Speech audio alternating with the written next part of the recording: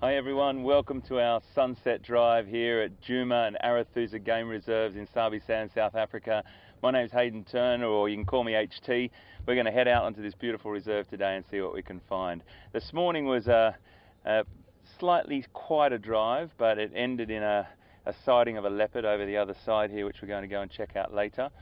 Some of you may have lost our connection at that point, but just rest assured we did see a leopard, and we apologise for that little dropout. We have certainly been working on the vehicles and ironing out all the little kinks. We had a bit of a problem with reception with our radios, and I think everything's going well. And to the point where I can hear the jigger approaching, which is always a good thing when I hear that vehicle coming. That means Pete is with us at last, and absolutely fantastic. Bit of bush mechanics happened this afternoon. Absolutely fantastic, mate. Brilliant. Hey, we're back. Well done, mate. Hello everyone. Thank you. I am very happy, chappy. The better of the two vehicles is working again. The older. But now just a quick backtrack. Very welcome to this side of the view as well, and HT is already welcome to Sabi Sands. The Jigga did have a little issue, starter motor. We had one brought in. Jason, thank you very much, Jason. They left early this morning, quite a long drive to where they could find it, and the mechanic from Nkuhuma helped us. So fantastic, I'm very happy. This is an older vehicle, but I love this car. I've spent many happy times in it, so looking forward to getting out there. My name is Peter. Brian on the camera, which you normally don't see very often, so there's an opportunity for you to look at Brian. And hiding a bit, we'll still get him out of his sunglasses for you sometime. VM is behind on camera with us here today, and we've got Will, Andrew, Jason, Rafi back at control. And we're really looking forward to getting out there. Temperature is 32 degrees, which is about 69, I think. No, sorry, more than that. 60, 90, 88, something like yeah. that. 88, 89 Fahrenheit. And we've got Alex back in control as well. Yes. So, without further ado... Sorry, I just have to interrupt. Hayden's thinking way too hard about this. We're out in the bush, we can have a lovely time. H, you found a leopard this morning right at the end of your drive? We did. And you've got radio comms again, which you're very happy about, so we can all talk to each other. That's lovely. I've got radio comms, which is a very nice thing. Yeah. I'm not guessing. And I can answer your questions, and so can Pete. Unless they're difficult. Nice to see you laugh, H. Laughing is good, you know. Laughing makes you feel good.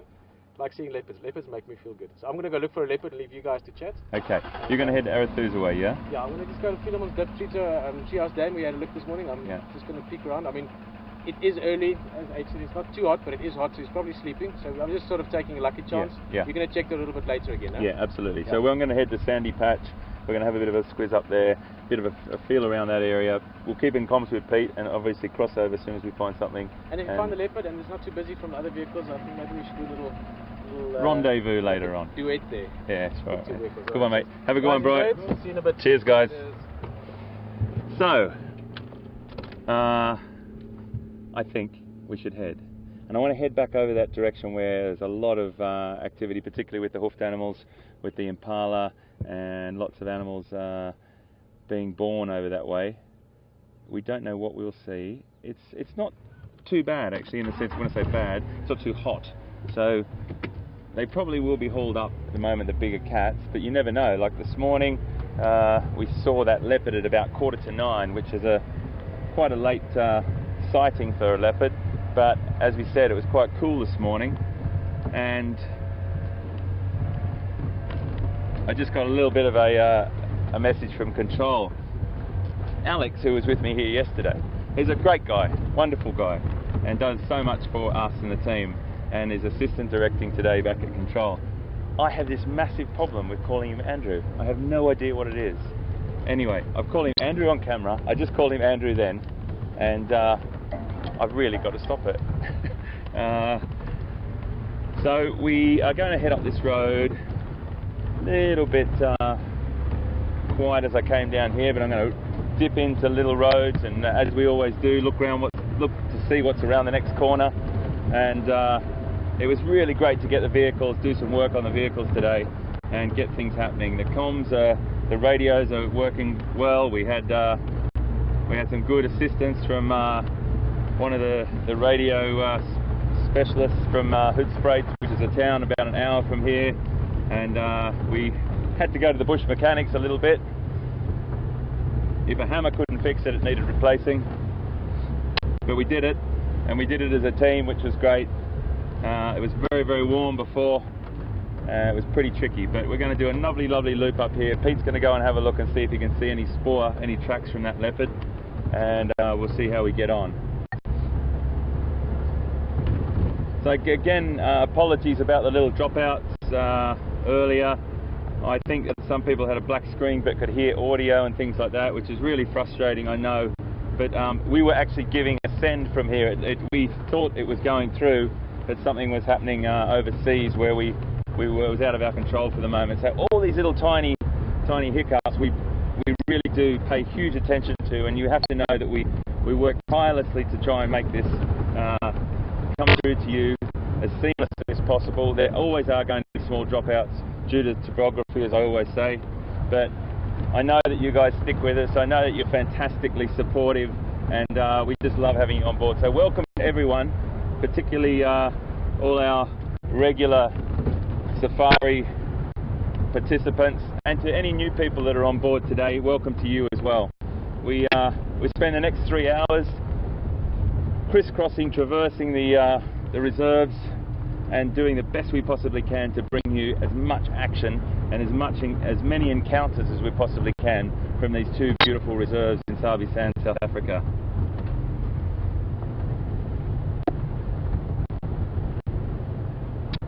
The weather hasn't really decided what it wanted to do today. We did see some rain sort of on the horizon, and that disappeared. Then the sun came out, it got really hot. Now the sun's disappeared, it's up there trying, oh, of course it's up there, it's just trying to peek its head through, but there's a very, very thick cloud cover, which is benefit to us in a way, because it cools down a little bit easier, or a bit earlier, sorry, and that means that we will have probably a chance of seeing any of the predators a bit earlier tonight. So let's maximise our chances. Let's use this area now to try and pick up as much intelligence as we possibly can.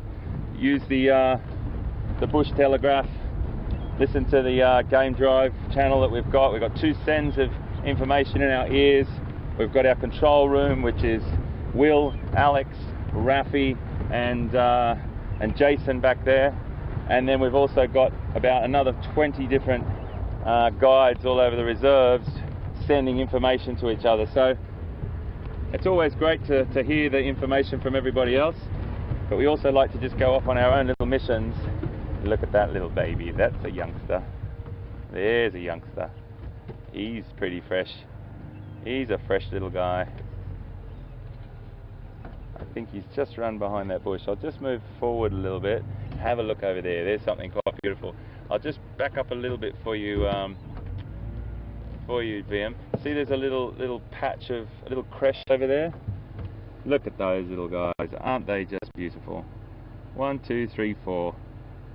4 little, probably only 2 or 3 days old, those guys, all placed down there by their mums, and with one of the mums keeping a close eye, all of the mums keeping a close eye, and they will be sitting there just keeping out of trouble. Everyone's keeping a close eye, that's for sure. There's lambs dropping every hour at the moment, that's for sure. And they might stay in this little group. It just depends. All impala groups are a little bit different. Some behaviours are in areas that they choose to stay in these smaller sort of groups with creches. Other times the mother will go back into a larger herd after about 4 or 5 days. So there's lots of contributing factors to that. Unfortunately, I don't speak maternal impala, but that's what they do. There's a load of impala. Nearly every mum along there has got a baby going on. It'd be magic to see one. But they often go off into the little sort of patches of scrub to have their youngsters, and then come back, sort of walk out and join up again when the babies can walk after about 20 minutes or 30 minutes. They get to their feet a bit quicker than that, but then they get their legs in about 20 minutes. Little zebra here. Don't know where he's supposed to be. I think he's going up with his mum there.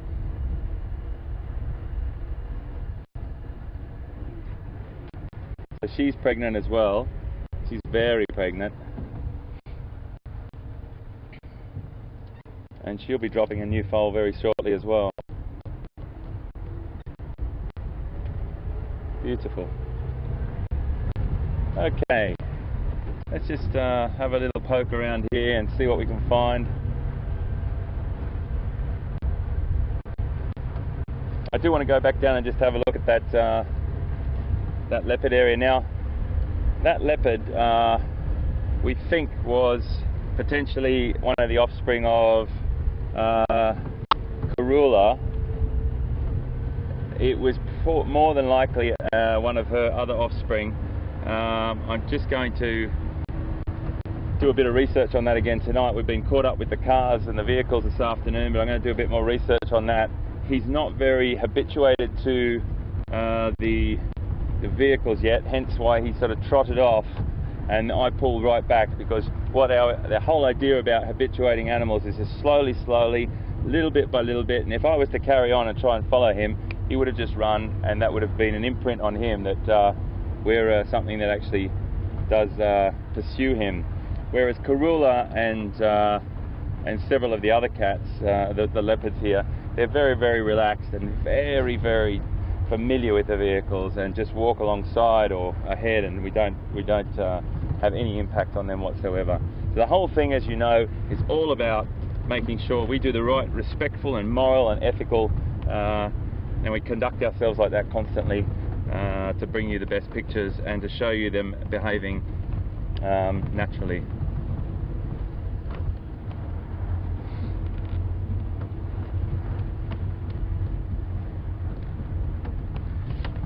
So it was one of those mornings this morning, another great example of you just don't know what's around the next corner.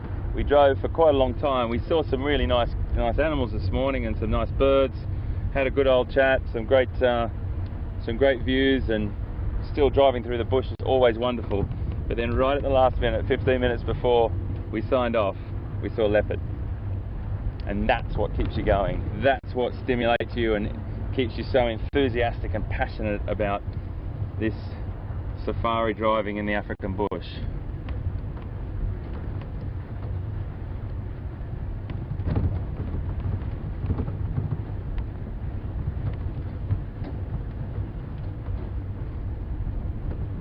Remember, you can send us any questions at questions@wildearth.tv. That's questions@wildearth.tv.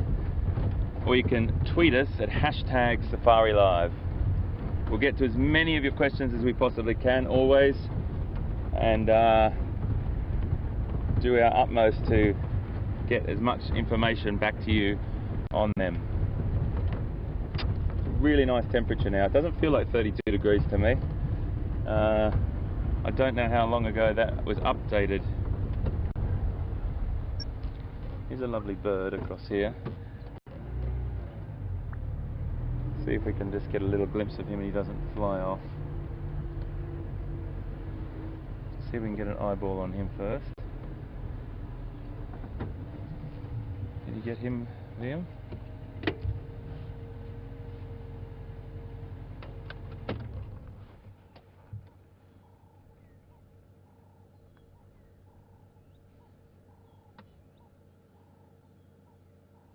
Isn't he beautiful?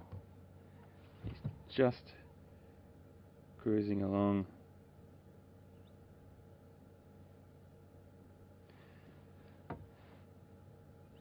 Now he is a black-bellied bustard, spelt B-U-S-T-A-R-D, black-bellied bustard, and he's a beautiful bird. Oh, that's great. Watch this, watch this.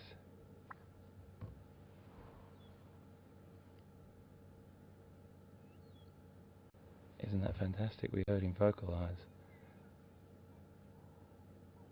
Moving very, very slowly through the undergrowth, the vegetation there. It's going to move down. Lovely bird to add to our list. Black-bellied bustard. A little ways off.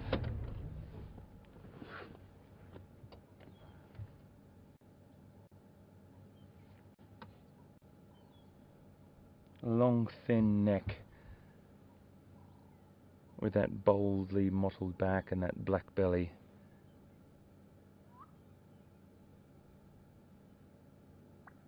Oh, isn't that lovely?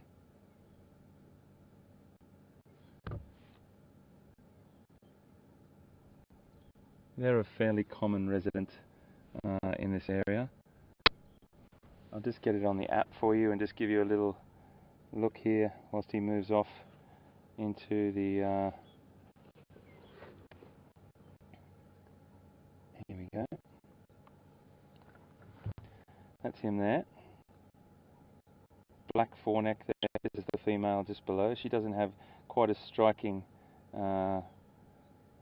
coloration, and that's what they look like when they're flying. They'll fly for short distances. They're a ground-dwelling bird.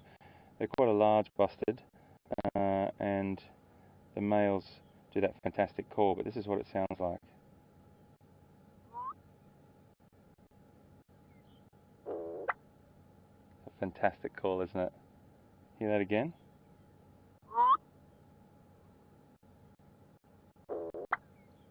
That's a brilliant call, and that's the sort of thing that these apps are fantastic for, is for hearing the call and having a really close look at the colour variation and the difference between the male and the female. Sometimes these birds move off quite quickly into the vegetation, and it's hard to get an eyeball on them. He's just vocalised again. But one of the great things about that app is you can get a really good look, double check that it's the right bird, and then do the call. We just heard the call, so we're right on the money.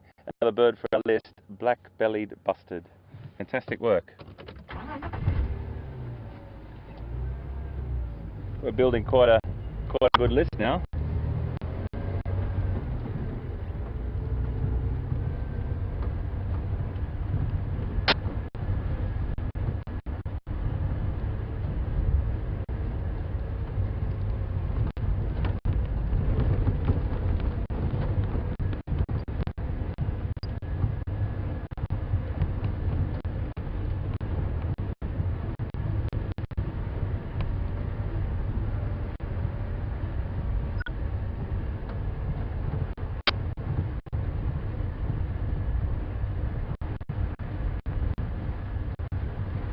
So a lot of leopard activity in the last few days, which is fantastic to see.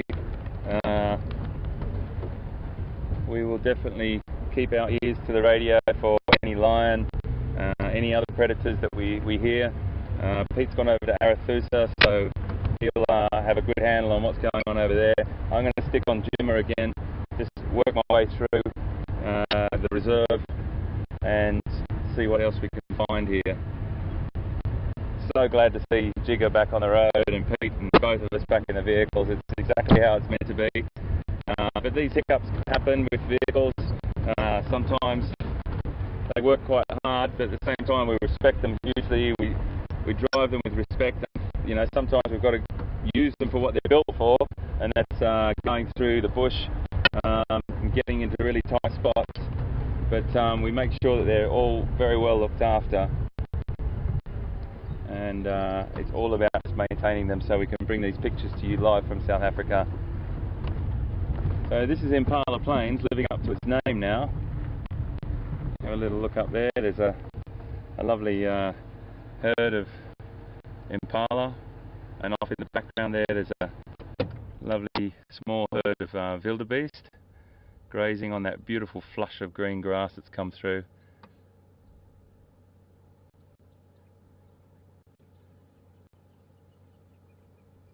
Yes, if only they knew what was here yesterday. Tingana, lurking around here for the last 2 days with his zebra dinner up that tree. But he's moved on now.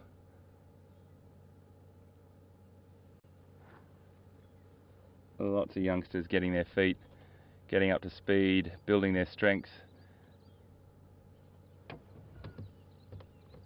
Okay.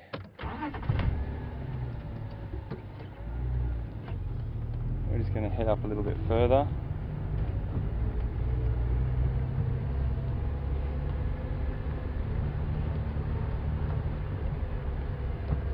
Okay, I think Pete's probably stopped at one of the dams on the way to Arathusa, and he's got some buffalo drinking down there. So across to him, I'm going to make my way down now and just see if we can find anything else, and we'll come back just now.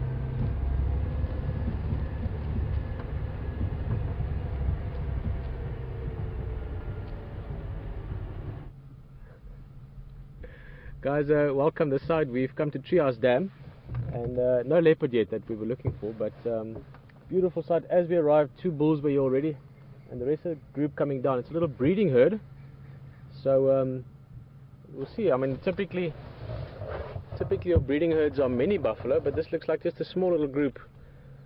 A few big bulls, couple of cows, couple of youngsters. You can see that one joining there now is about a year old, the one that's just jumped there.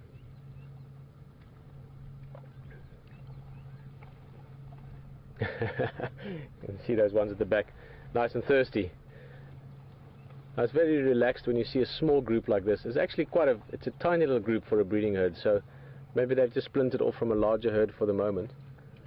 But quite often this time of year, because the waterholes are getting low before the big rains come, you will find the big herds, when they go down to the water, that last couple hundred yards, they sort of stampede down to the water, especially when the water is not that much. In other words, when there's competition amongst the individuals for water, but also once you've got 200 or 300 buffalo all going into the water to try and get to the clean water, they turn it into sort of a muddy soup quite quickly. So you quite often get a bit of a race for it, but in this case, I mean, we're looking at how many buffalo there? 1, 2, 3, 4, 5, 6, 7, 8, 9, 10, about 11 or 12 buffalo. So lots of water for all of them. I'm not seeing the elusive hippo from this waterhole. I know HT's been looking at it quite a bit and building up a little relationship or story around it. But for the moment, I only see these buffalo enjoying a drink.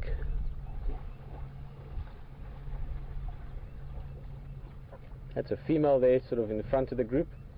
You can see nice wide horns, but not as thick, not as heavy on the bosses, or those the front shields, if you want, on the bulls, or on buffalo you call it the bosses. And the bulls have got much heavier bosses because they're the bosses.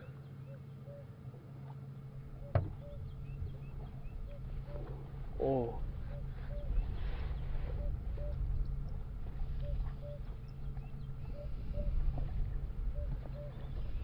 If you listen carefully, apart from the sound of the water swishing, there's a little bird calling in the distance.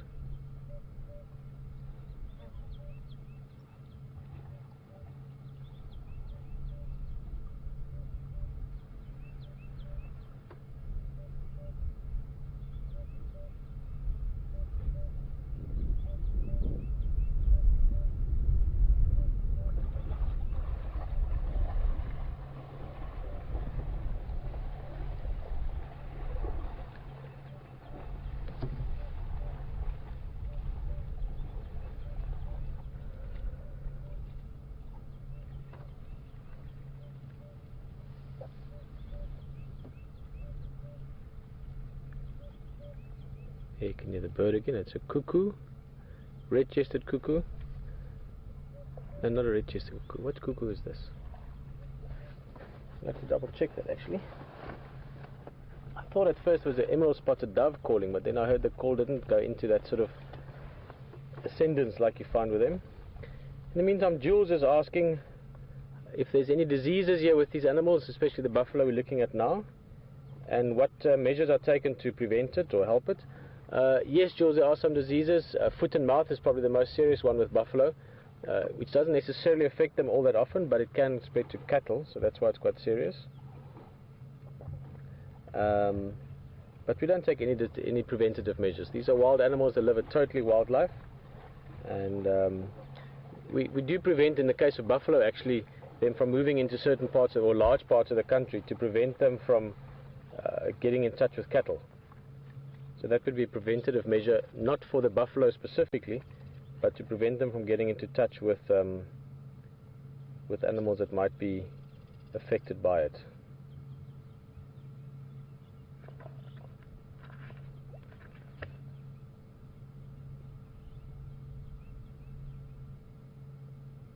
It's the African cuckoo.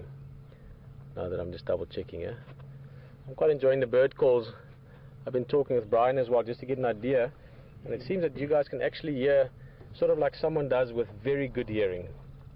So in the beginning I was concerned that I might hear things that you don't, but it seems that it might rather be the other way around. So we've got really good hearing on the vehicle, which is fantastic. We can hear the buffalo in the water, we can hear the birds calling. In this case it was an African cuckoo, which is a bird that, like most cuckoos, you don't actually see them very often.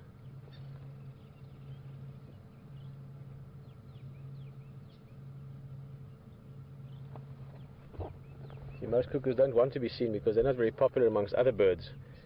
Many or all of you might know, or some of you might know, that cuckoos often lay their eggs in other birds' nests.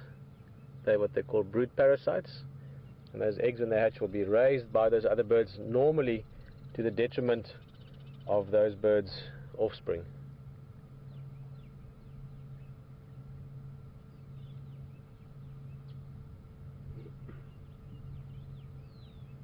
So we're going to take a little slow drive along.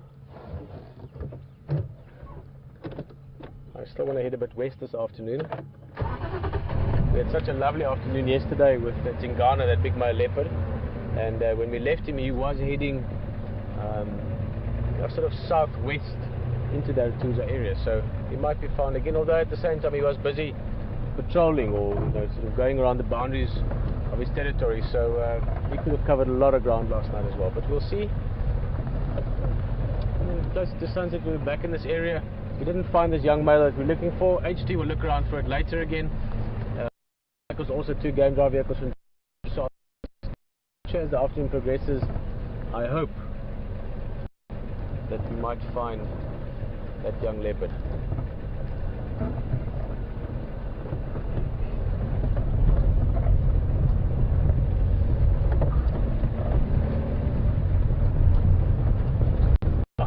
The air conditioner on, Brian? Yeah. It's quite hot. It's not a scorch. I mean, yesterday, the day before, it really was really hot. Today, it's probably, this feels like sort of 30, somewhere around that. So, what is that? 16, 24, 50 plus 32, 86 Fahrenheit. So, hot, but not unpleasant. As soon as you move, as soon as the vehicle's moving along, then it cools down a little bit. Good afternoon. Enos, Texan, how's it all? Good. Nothing, just this couple in the area. Yeah. No, that's from the west. How is it? Is it some Islambi there? Yeah, because I'm coming slowly. Okay. Cheers, guys. See you later. Bye-bye.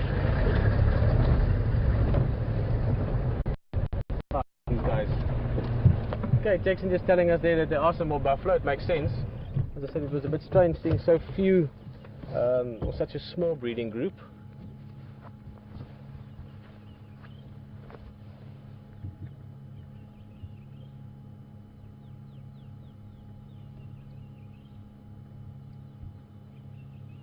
So Texan was saying that a bit further back on the road here there is more of the herd. So I presume they've probably come for a drink earlier already, had a good drink, and this little sort of splinter group just came for either a second drink or maybe they joined the group later, something like that. So it makes more sense. The reason animals or buffalo are in big herds is it's just safer. Lions do hunt them.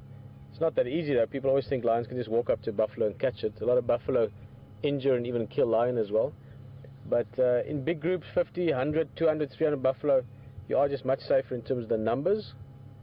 Also in terms of being able to chase the lions off. These big bulls, like the guys we're looking at now, they will band together, and 3 or 4 of them can very often discourage lion from hunting or chase them away even. So there is a big benefit in the bigger herds, which is why a little group like this, 11, 12, like we saw, doesn't really make sense. You don't see breeding herds that size in this part of the world. They're ambling off.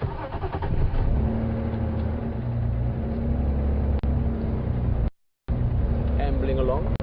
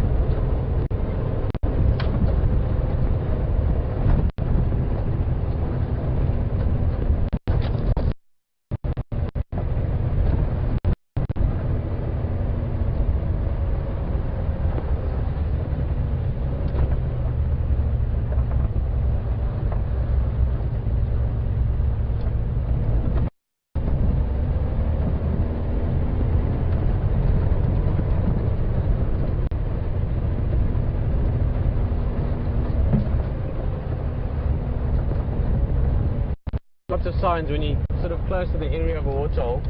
Just looking at the road, there's obviously the buffalo tracks, but also clear signs of elephants. Maybe I didn't stop for it now, but they were digging out some roots. So somewhere in the course of the morning, some ellies around, buffalo, especially this time of year. It's hot. We've only had a little bit of rain, so there's not stagnant water everywhere. Once the big rains come and we've had one or two good soakings, then there's water everywhere, and it changes the dynamic of wildlife and waterholes quite a bit. Even wildlife and wildlife, because they can go to different areas.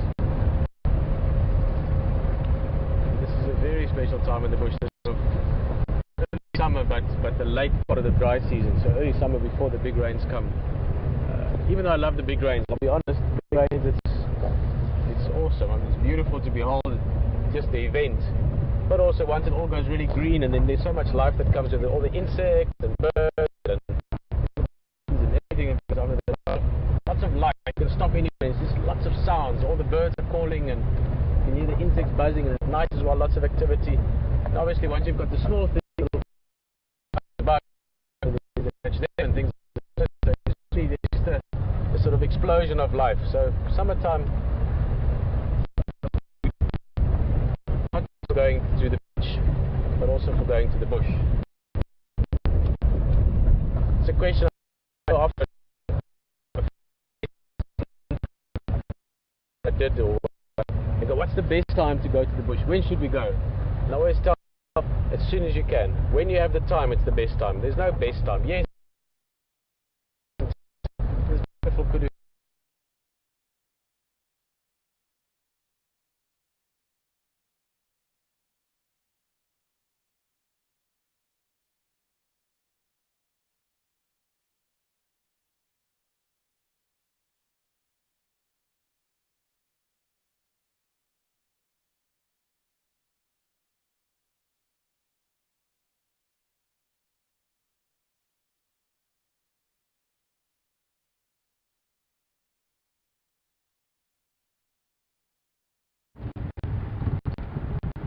Okay, copy.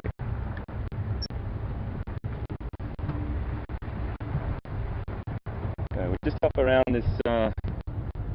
this area we like to call Sandy Patch Road, and always a lot of activity here with ungulates, which are the horse animals.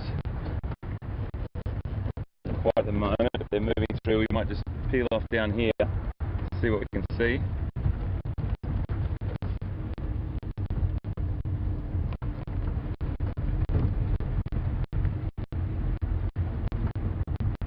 Everyone's dropping babies at the moment. The impala, the wildebeest, the zebra, warthogs. Try and get as many pictures of those for you as we can. They are pretty phenomenal. These little hoofed animals that are born ready to run.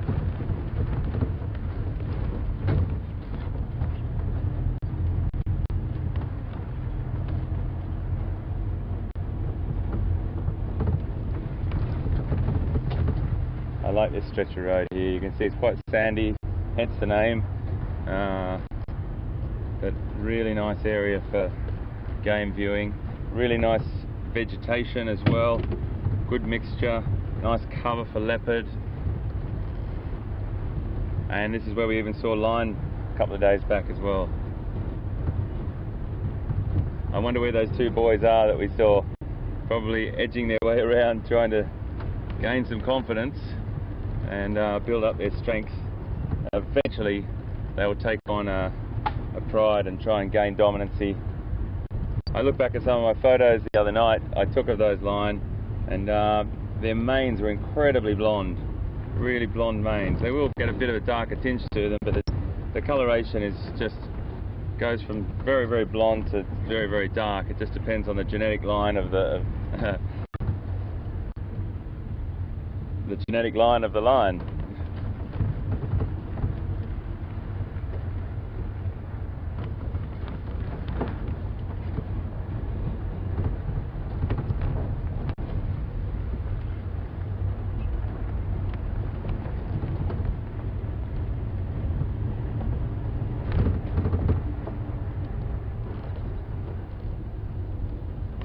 keeping our eyes open.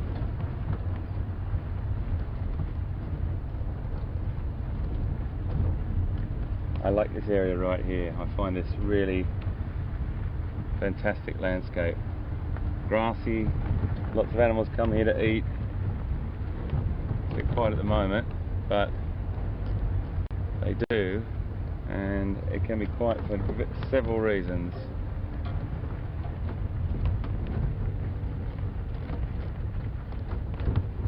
Very, very quiet, and I'm wondering why. There's normally animals all over here, and sometimes when there's a predator present,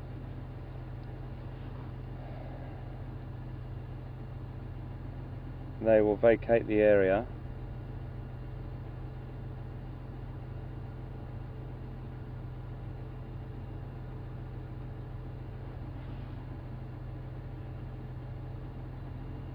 And other times prey animals like to keep an eye on their predators. They'd rather actually stay just within that distance where they know that the predator, they can see the predator. I've actually been on the other side of South Africa once on a walk. Sorry, just looking at something. On a walk, and a couple of antelope saw us walking through and kept their eye on us and followed us actually at their distance to keep their eye on us. And they can do that with predators as well, just so they know exactly where the predator is. And you get that happening quite a lot. Alarm calls down by the antelope, that sort of thing, and there's acknowledgement of that predator. All the other animals are aware of it, and the predator might pull back for a bit and then just start to have a different strategy.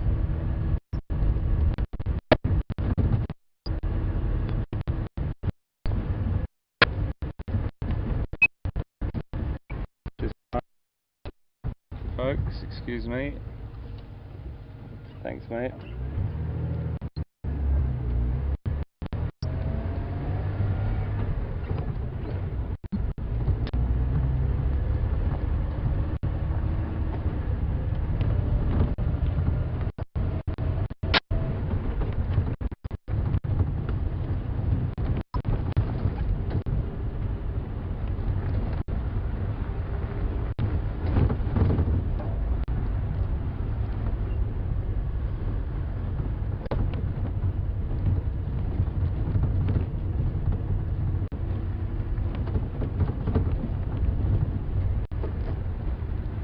Lovely little bird just here. He's nicely framed there and quite close to us, so I think we'll stop. Just on the ground right in front of us, Liam, you got him. Beautiful bird. I think we should add him to our list.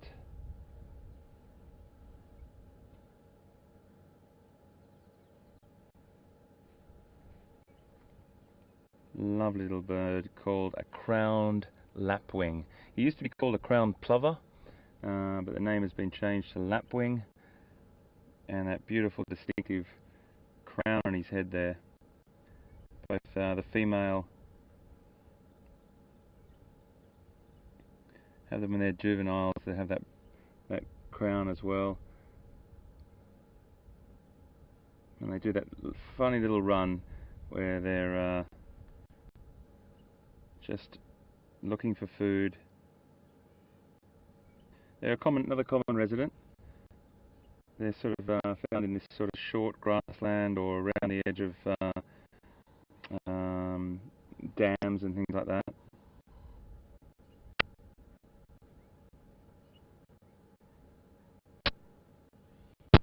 They've got that really lovely pale yellowish legs and that base on their bill. If you have a look here on the app, I'll just give you a little look up a bit closer.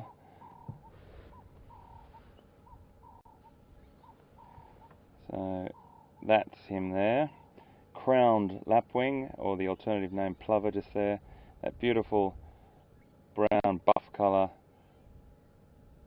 little tiny yellow sort of saddle on the juvenile's beak and red on the adults, and that's what they look like when they fly. And this is what they sound like. They've got this fantastic, another quintessential African bird call.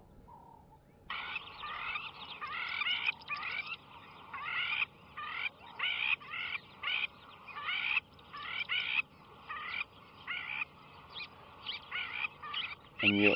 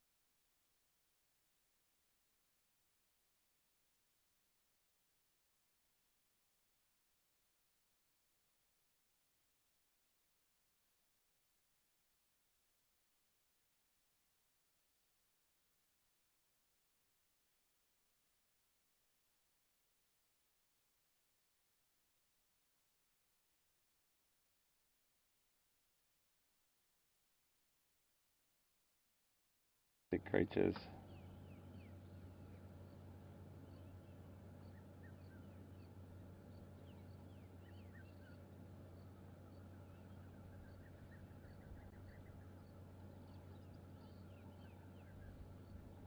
I'm sorry, they're dwarf mongoose I meant to say. I said banded mongoose, I meant to say dwarf mongoose.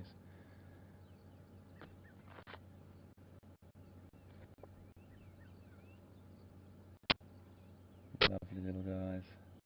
Really sweet. We saw some this morning as well, foraging around.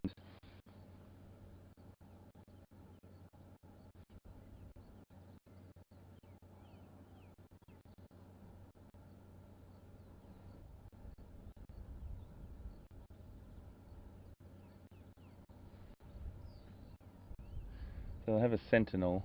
I don't know which one it is, probably that one on the top there. Maybe both of them are doing. They normally just have one sentinel that sits there and keeps an eye out for any predators.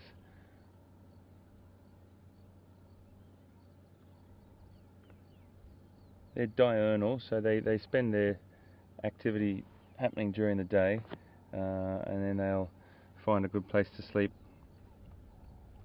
at night. And it's normally the safety of termite mounds again, which is another use for the termite mound. We've talked about that several times, you know. We've talked about the aardvarks and then starting it off, and then the warthog sometimes going in there, and then even hyena. And I've known of look at that little one standing up, just to the left there. Isn't he fantastic? They sort of love the dry, sort of more open woodland where they've got a good view.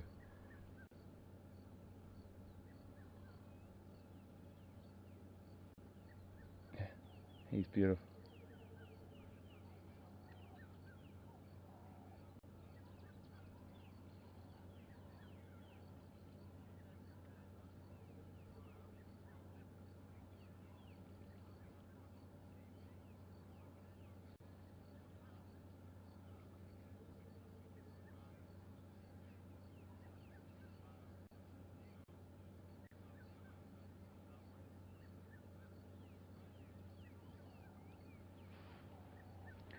We just got a question from Patty in New York. Whilst you're watching these guys still, I can answer Patty's question. Thanks, Patty, for your question. Hi to you. Welcome aboard. I hope you're well in New York, another wonderful city in the world.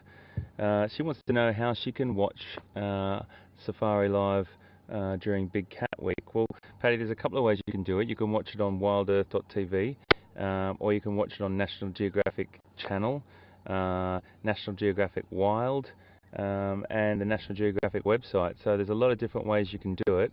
And if you go to either of the websites, there'll be some really good information on there. That's the word I'm looking for. Information on when, what, why and how to do it. But you'll be able to get it in all different ways and try and keep up with what we're doing through Big Cat Week, and it'll be lovely to have you on board. So hopefully that answers your question, Patty. And if you go to either of those websites, to Nat Geo's website or to WildEarth's website, and you can get all the information you need there, how to watch us through Big Cat Week. So that one there is the sentinel. Oh, there's another one down in the grass looking across. Look at him. So attentive. I think the one on the log might be the sentinel at the moment. Yeah, some of the coolest creatures, aren't they? Just so lovely to watch. So busy.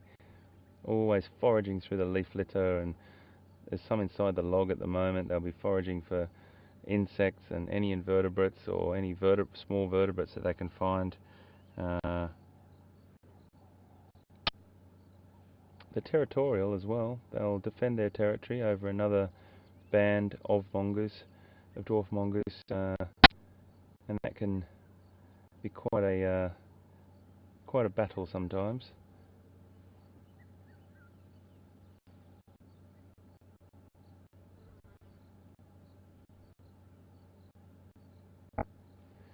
And I think I mentioned it before this morning as well, that only one pair in the group breed. So there's only one parent group that breed, and but the whole litter, the whole group of mongoose or band of mongoose care for the litter, which is pretty astounding. You've got a breeding pair, and then everyone else looks after and cares for them. Lovely little encounter there with dwarf mongoose.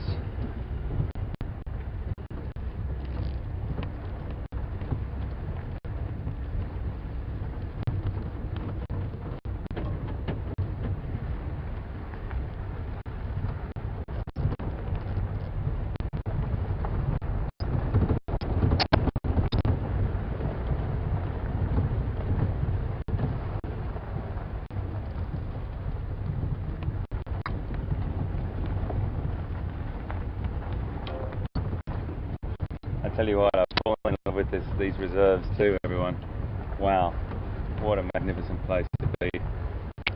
Nkuhuma and Arathusa Game Reserves. It's paradise for wildlife. People here are beautiful, incredible landscape. Seeing landscape change with rains upon us, getting greener every day.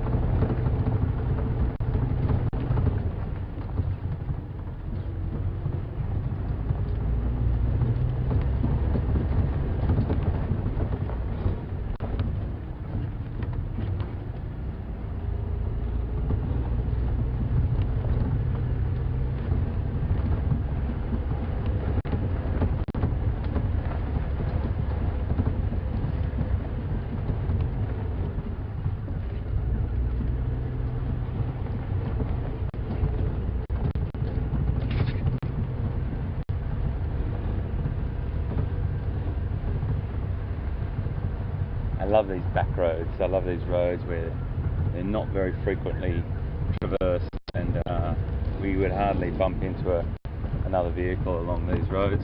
Not that there's anything wrong with bumping into another vehicle, but I love just sort of going off and investigating and having a little adventure for you and me. And Liam and I often just drive through these, and even on our way back to the control centre, we sign off from you in the mornings or the afternoons, drive back, and it's still an adventure. It's just great.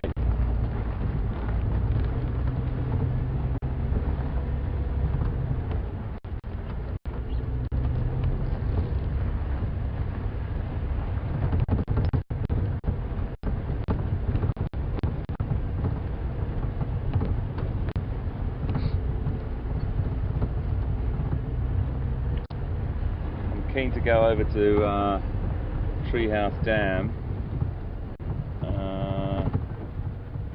Oh, left or right? Left or right? Right. Okay, the first person to tweet.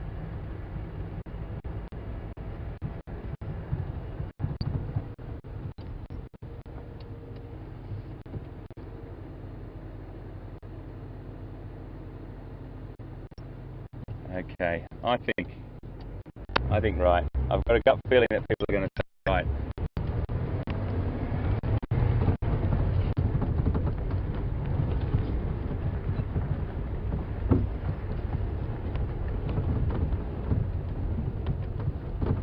This looks nice down here, doesn't it?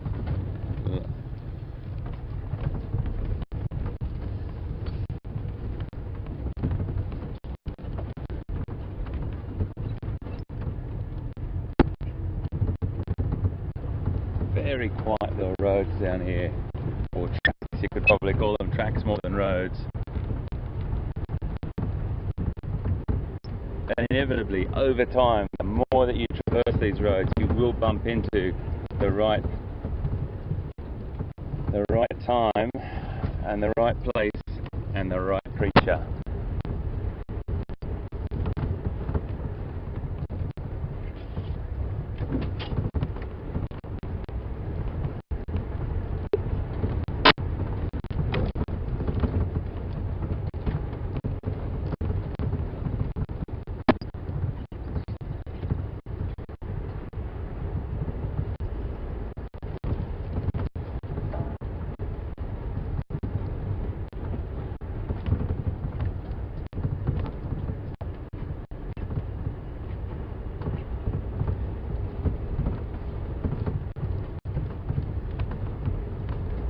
That's interesting. I just took a punt. I think we've got a bit of synergy going on, folks, at the moment.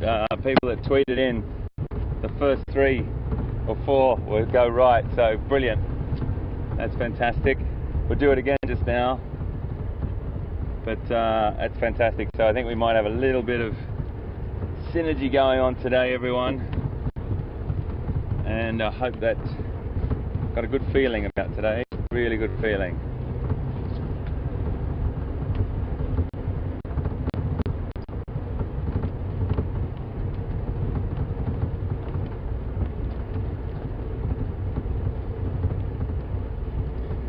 As you know, I was born in Australia, and I keep thinking about it when I'm sitting here.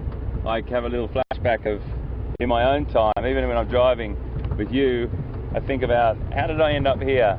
What was the sequence of events? And it's quite a long story, but in a nutshell, the sequence of events that did occur put me into this great land, Africa. And as much as I still love Australia to pieces, and I think it's a fine country, absolutely fine country, and I just love it. But Africa is probably 50% of my blood. And why that happened, it's a long story.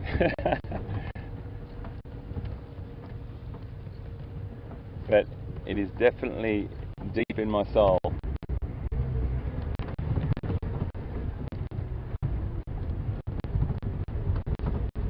And I'm really proud for South Africans as well. Really proud for how beautiful their country is. It's an absolute joy and pleasure to drive through, be in, and I never get tired of it. Let's go along here. Actually, nope, let's go along there.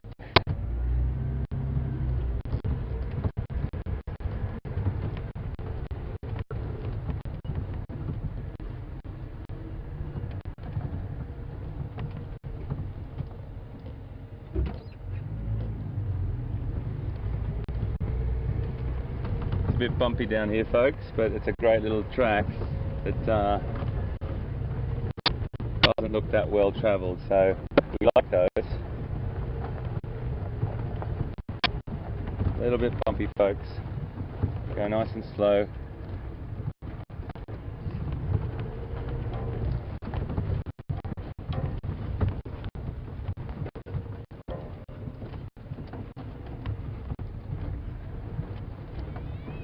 Just have to hold on here, everyone.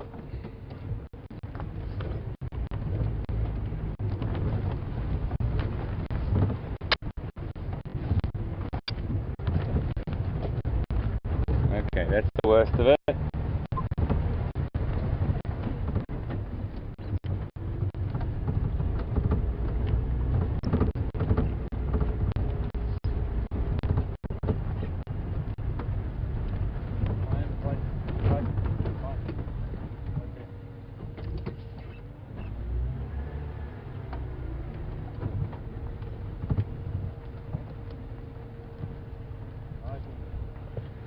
What is it, mate? Go forward, 9.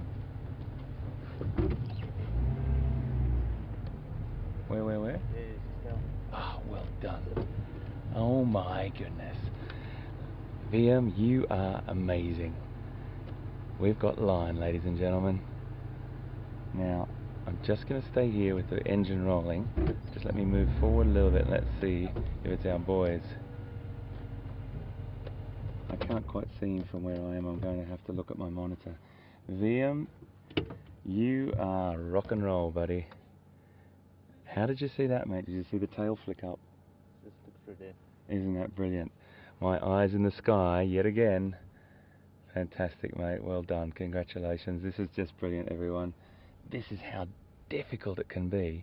You can drive past, you can put your head one side, and you can just miss that gap. And thank you. That's fantastic. Let me just check the location, folks. I just want to make sure I'm on the right road here, because I want to let Pete know and the other guys where we are. And I think there could be two through there.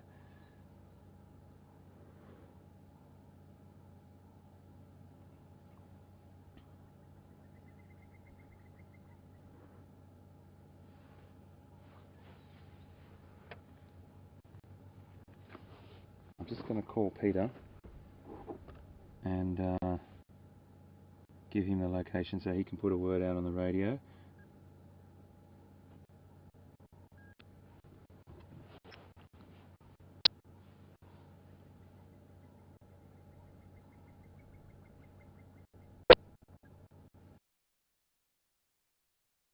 Copy.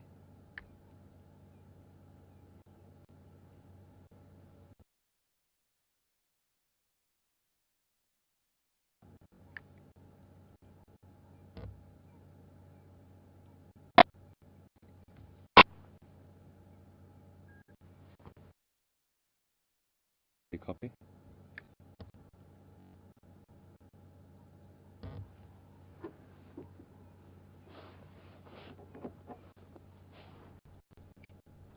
Control D, copy.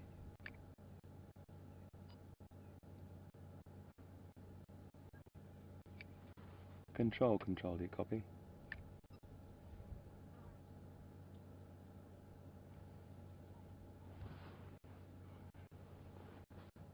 Okay, mate. You okay if I just go channel 1 to tell Pete?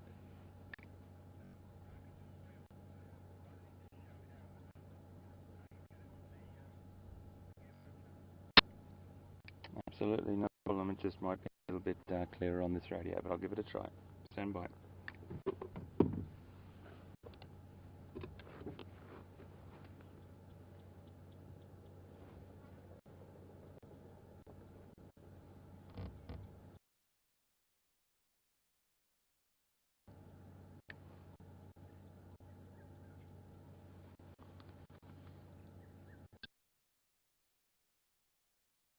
Copy.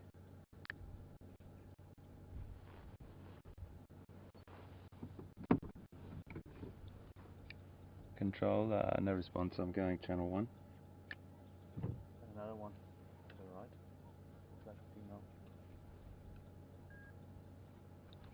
Peter, do you copy?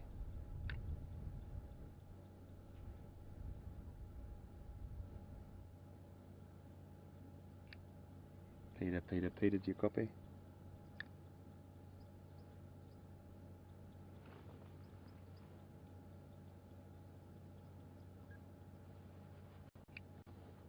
Control, do you copy?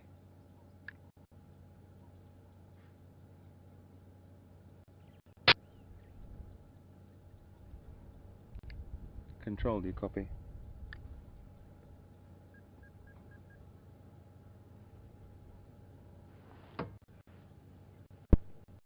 Control. Just stand by for me.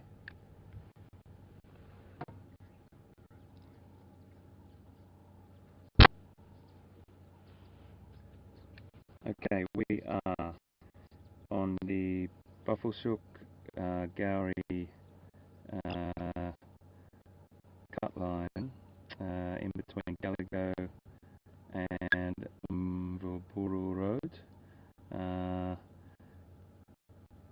And if he drives along that Buffelshoek Gowrie cut line towards Buffelshoek Dam, he'll see my vehicle parked about probably 50 metres off the road.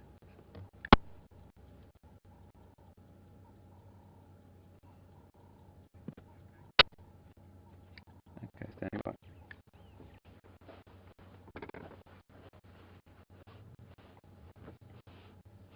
Well done, mate. Fantastic. There's 2 there. Female. Male. There's a female and a male. There may be more lying down, so sorry about that, folks. I'm back with you now. It's just really important we get that information to the other guys. And I've got Ryan, another guy from Arathusa now, coming up. And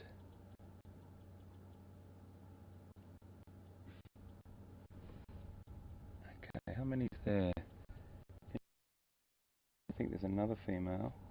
So there's 2 females by the looks of things, and a young male.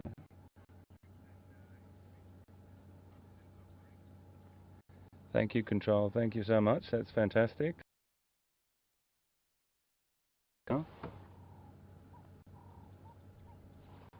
So there is 2 vehicles on location.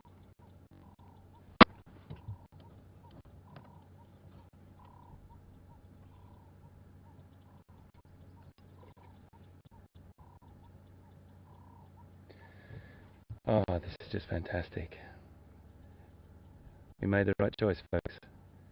That little bumpy road. If we didn't take that, we wouldn't be here with these beautiful, beautiful creatures. I'm not sure how many's there, but it looks like 3 to me, Vian. Yep. You've got a young male who hasn't, I think we've got in our vision. I'm sorry, no, we've got a lioness in our vision there. And then we've got a young male just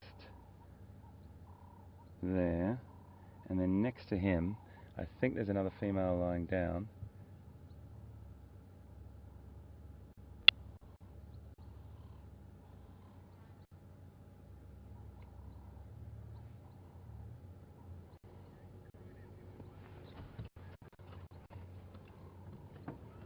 We might move on in. I'm just going to wait for Ryan, our one of the other guides, to come up and just have a chat with him to let him know.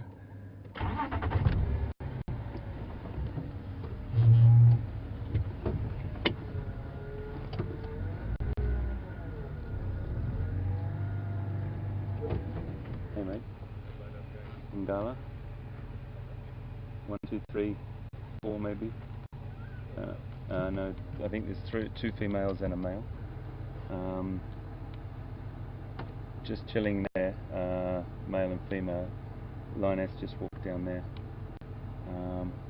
Just going to nose in a little bit. The male's just looking a little. We've just been here for about 5 minutes. Okay, mate, that's probably a good thing. Yeah. There.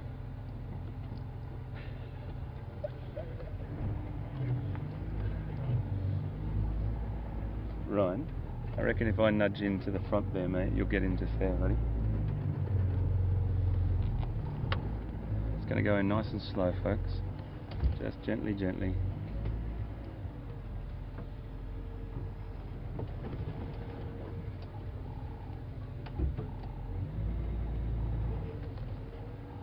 Get a little bit better view just in here. Oh yes, we've got a cub. No, it's another female. Sorry, couldn't see it quite well enough there. I'm going to have to move my head out of the way for you. Okay, guys, there you go. Have a look at those guys.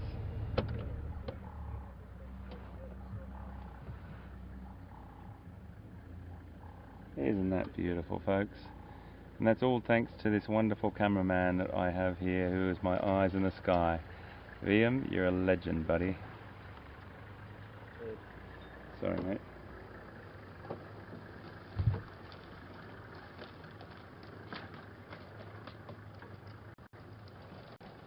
So, right.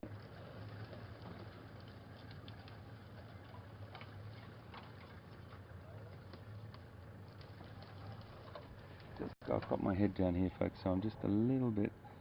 Just wondering if I can swing the other side, Liam. Is that okay? Yeah. I'll go that way. Is that still good? Okay, great. Now I can talk to you. Isn't that lovely?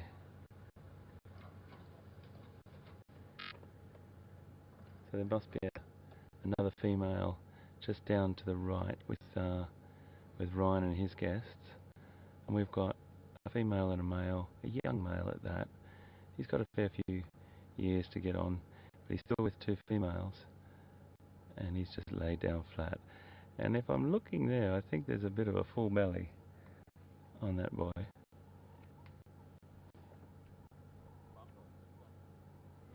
More.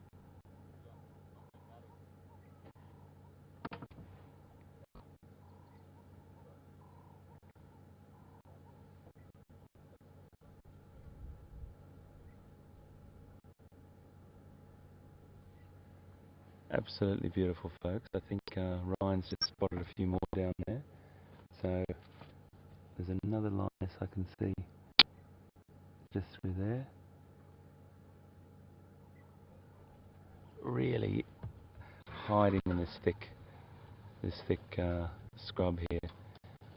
And my goodness, VM, you've got good eyes, buddy.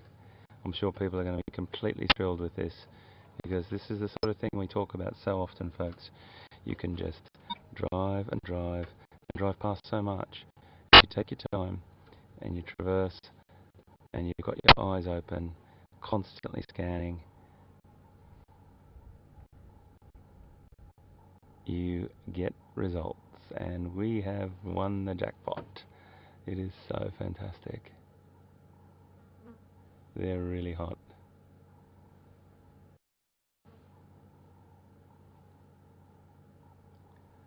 Loads of biting flies messing with them at the moment.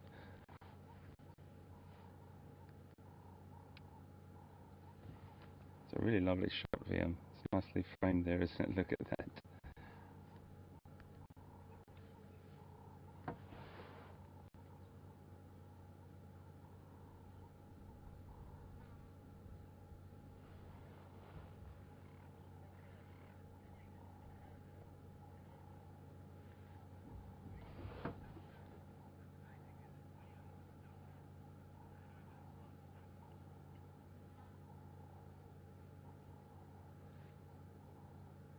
We just got a tweet from Herda, and she said, "VM, you've done very well." I think that's what the message was, and giving you some great thumbs up on that one, mate.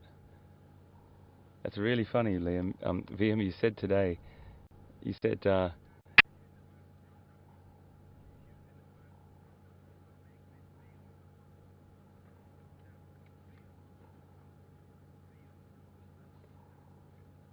Right, I get it. I'm terribly sorry. I just got a message from Control. I didn't quite understand what she said, but she's heard has actually changed the word from wonderful to beyondful. So that's brilliant, Herder. Oh, he's standing up now. Look at that. Yes. How lucky are we? Oh. And he's coming over a little bit closer.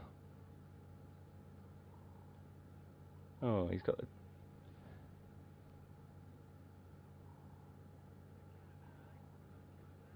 Yeah, I'm trying to find...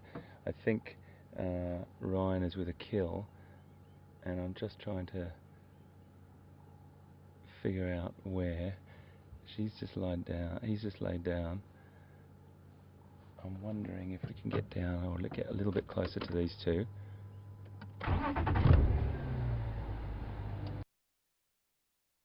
Copy.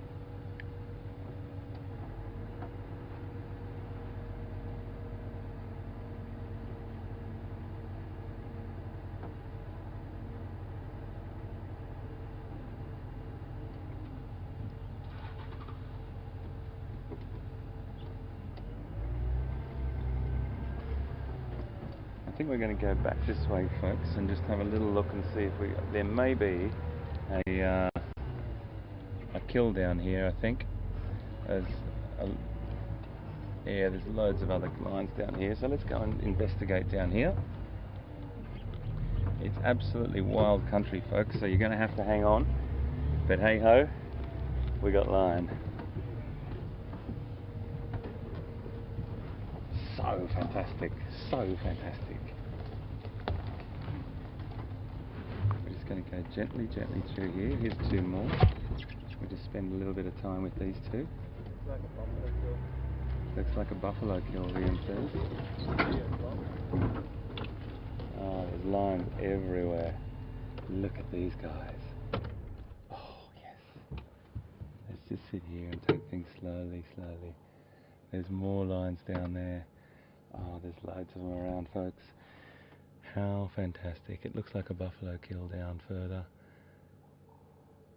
Liam, it's not the jackpot, it's the lottery, buddy. And you have hit it. Look at the eyes on that female there.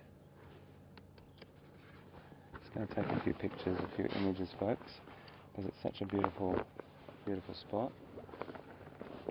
Such lovely framing and everything. I hope you're enjoying this, everyone. Please let us know. I'm sure everyone is as chuffed as we are, and I'm just so happy for you, me, everyone. It's just brilliant.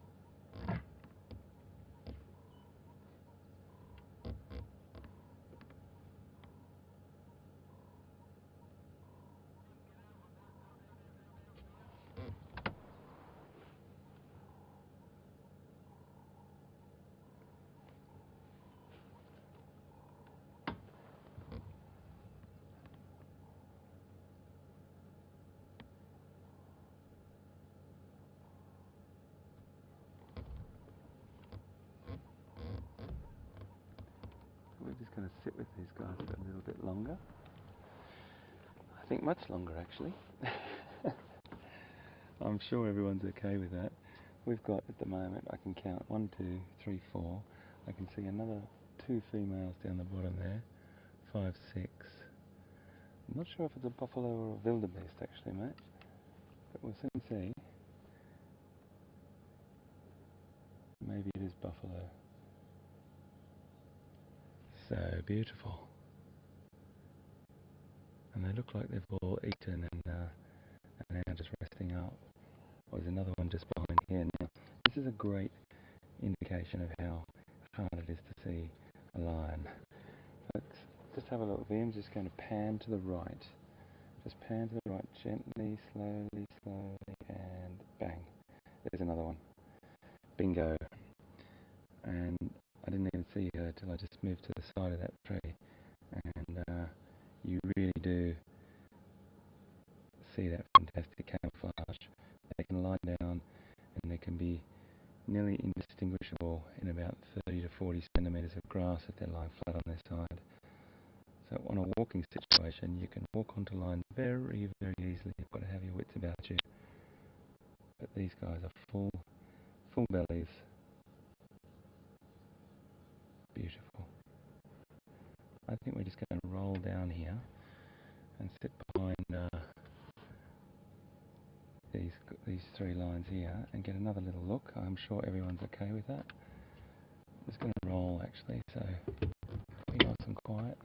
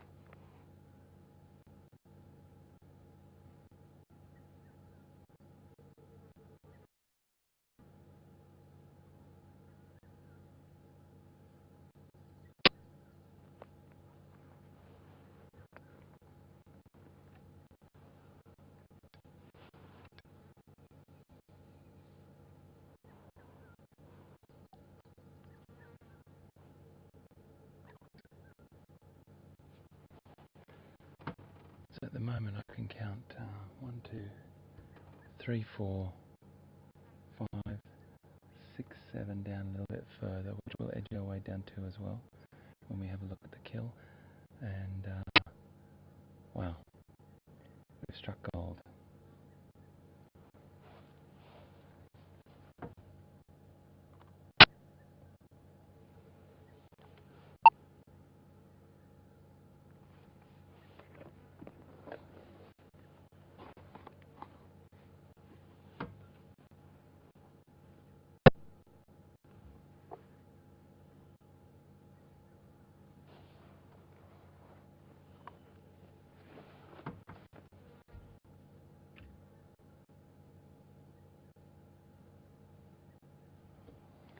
So this pride would be consist of related females and their offspring. Look at this little guy. How beautiful. Look how fat his belly is. Beautiful.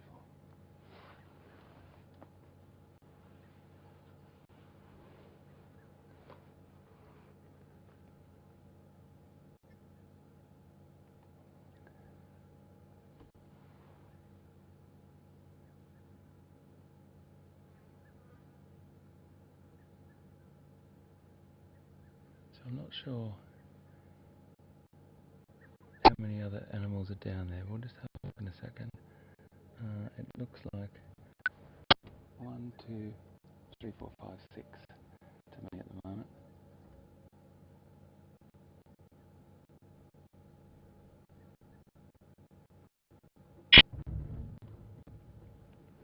going to roll down a little tiny bit so I can get the camera in a bit better position.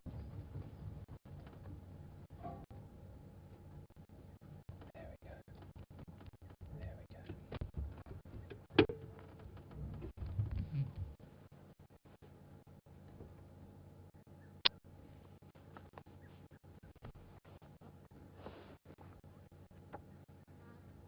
So beautiful.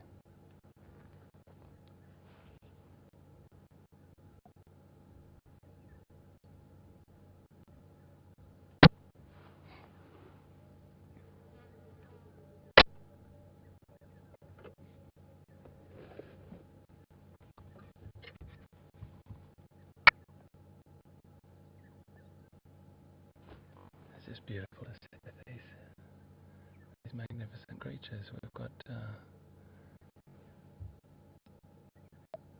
another female that may come up here just now. I'll tell you if she arrives.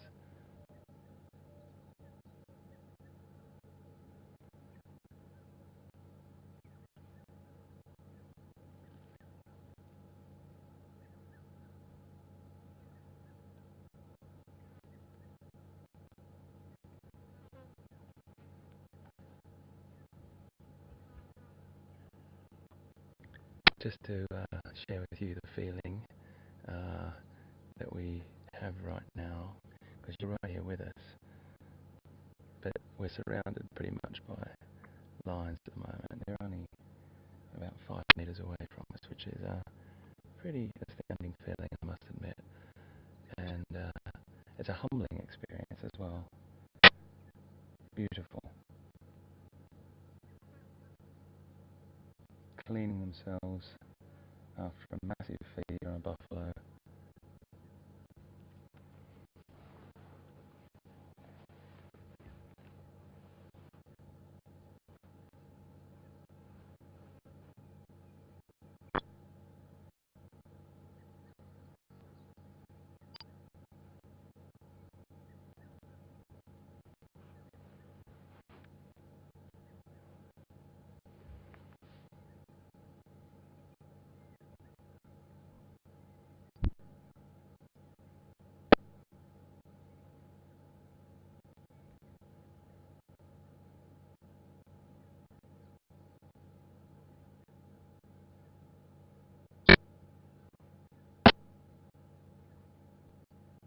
They are just magnificent.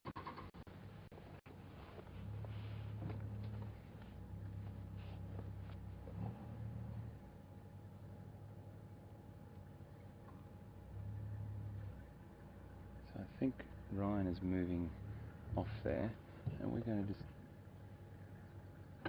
try and maneuver ourselves down to where he was and have a look at this kill and show you this kill. I'm pretty sure it's a buffalo from what I can see here.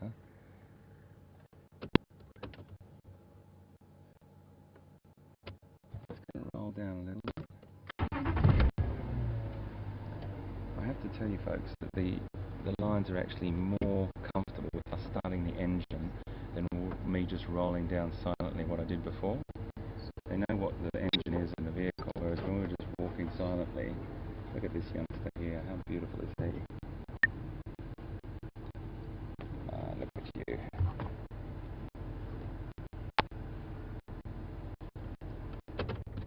I'm trying to get you nice pictures of a nice position to see every single individual.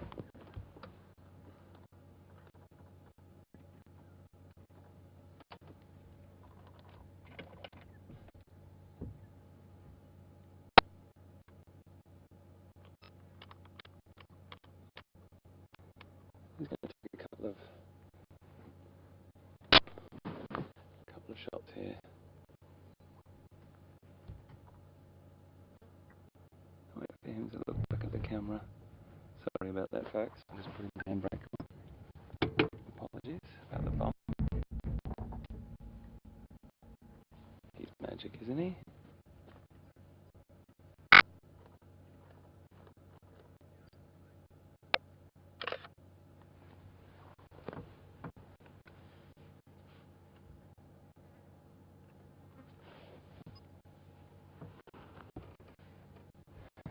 So you might be getting a little bit of pixelation, folks, and I really apologise for that, but we're down in one of those drainage lines, one of those dry riverbeds that I've talked about so much, where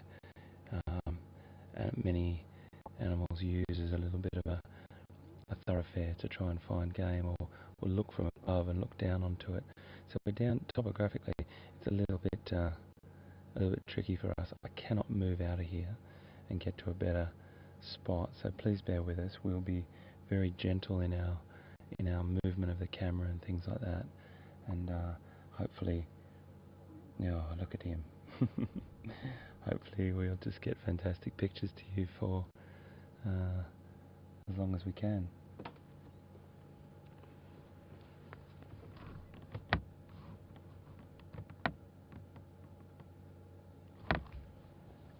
There's a beautiful cow.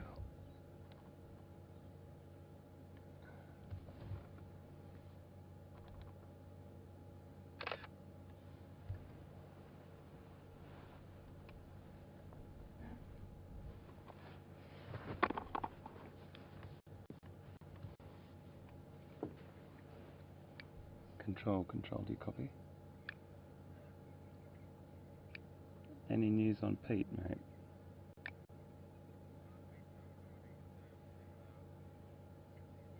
Okay, copy that.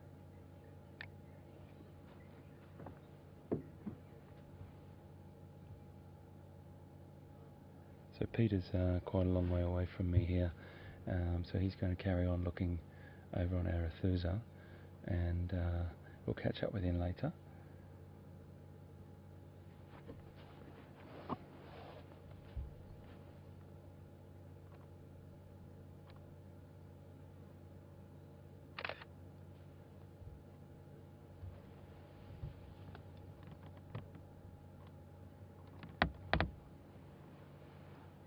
I'm just going to roll down a little bit for you, Vian, so you can get a nice shot there. I've just got that tree just in the way a little bit, so just stand by.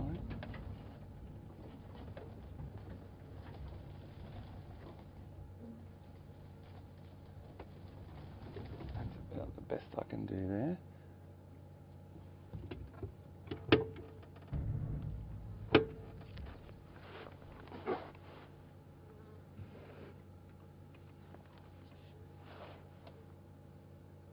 Loads of flies. Oh, look at her. Beautiful.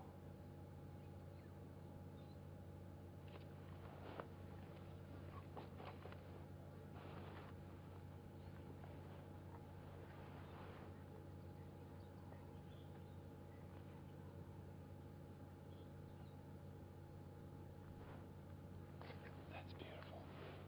That's really beautiful.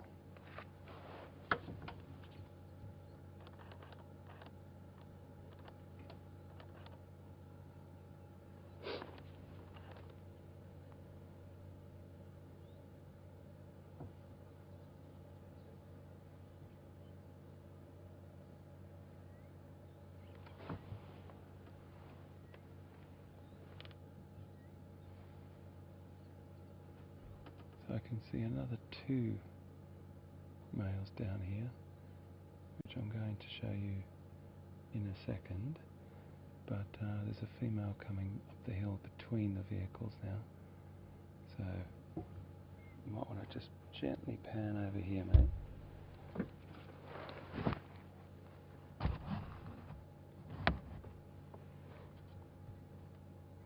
Oh, she might just lay down there. Yeah, I thought she was, the way she looked. She just wanted to lay down right there.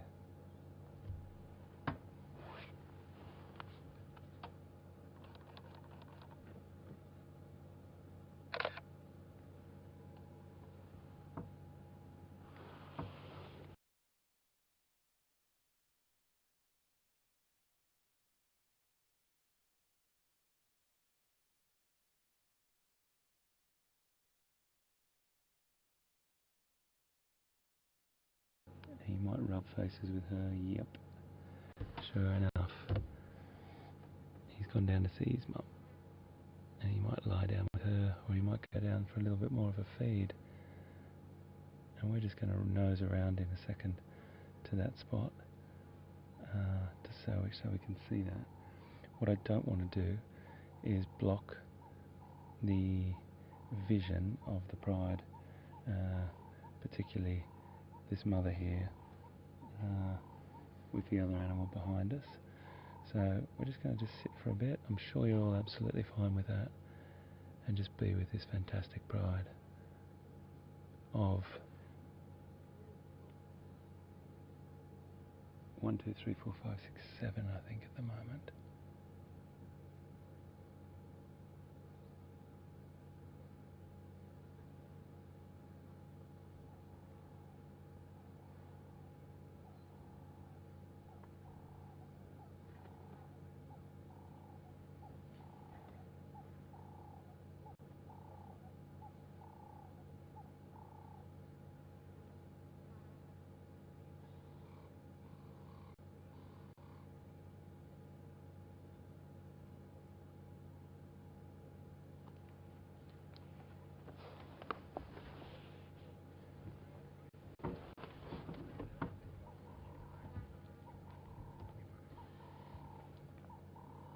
If you've got any questions, of course, please shoot them at us.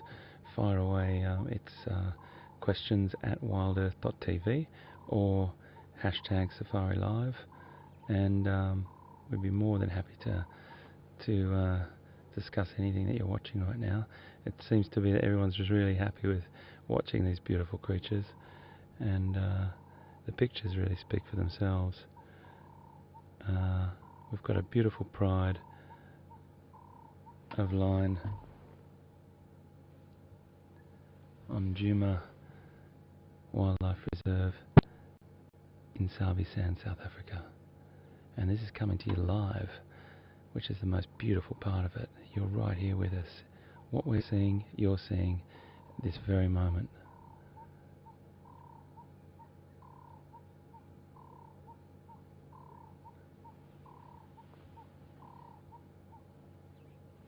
Here comes that female.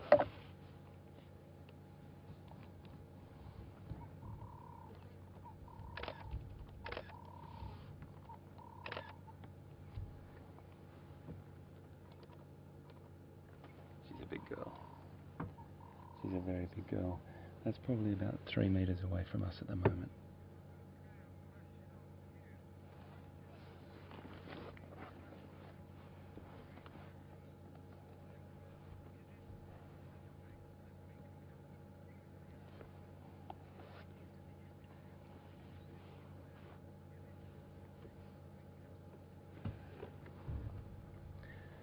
We just got a question from Maureen Blackburn in the UK. Maureen, fantastic question. And I have to tell you now, the answer to your question is yes, straight away. And that question was, is it unnerving when big cats like this look you in the eye? And it certainly makes you know you're alive, that's for sure. Your heart races a little bit. I'm just going to reverse up a little bit here so I can get into position. I'll show you this kill. Maureen.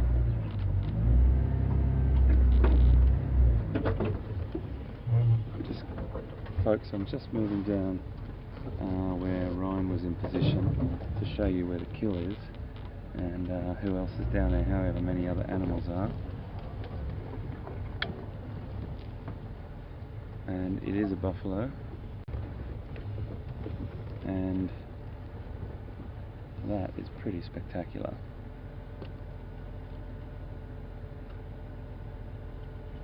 We've got another 1, 2, 3 animals down there,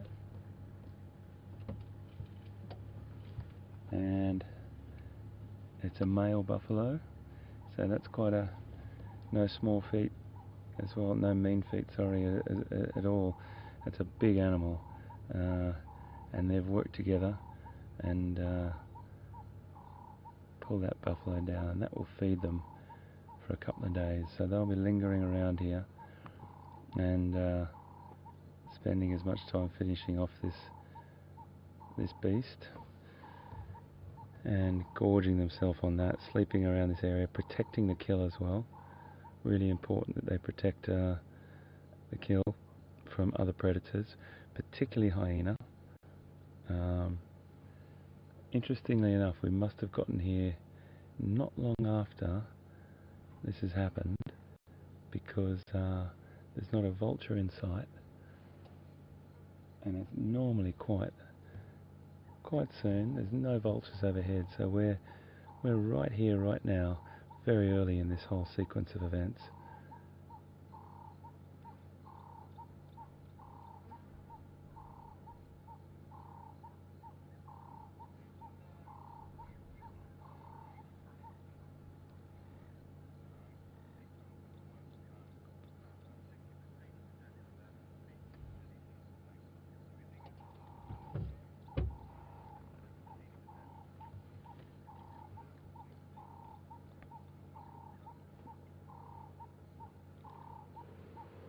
So not only when we came down here did I have to learn all the leopard, and I'm still doing that with your help and studying their facial markings, etc.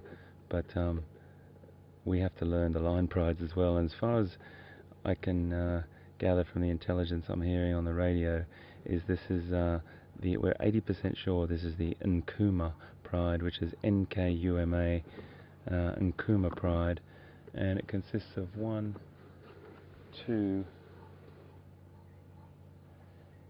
youngsters I can see down there. 1, 2, 3, 4, 5 lioness and a young male lion.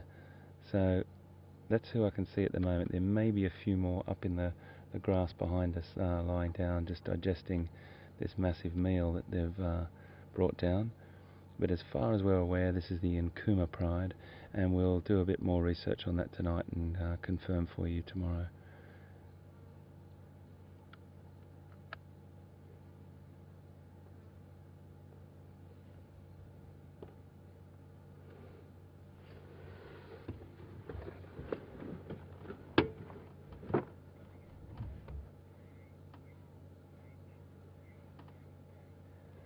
Kuhuma. So the spelling is Nkuhuma. I do apologise about that. Nkuhuma is the spelling of the name of this pride.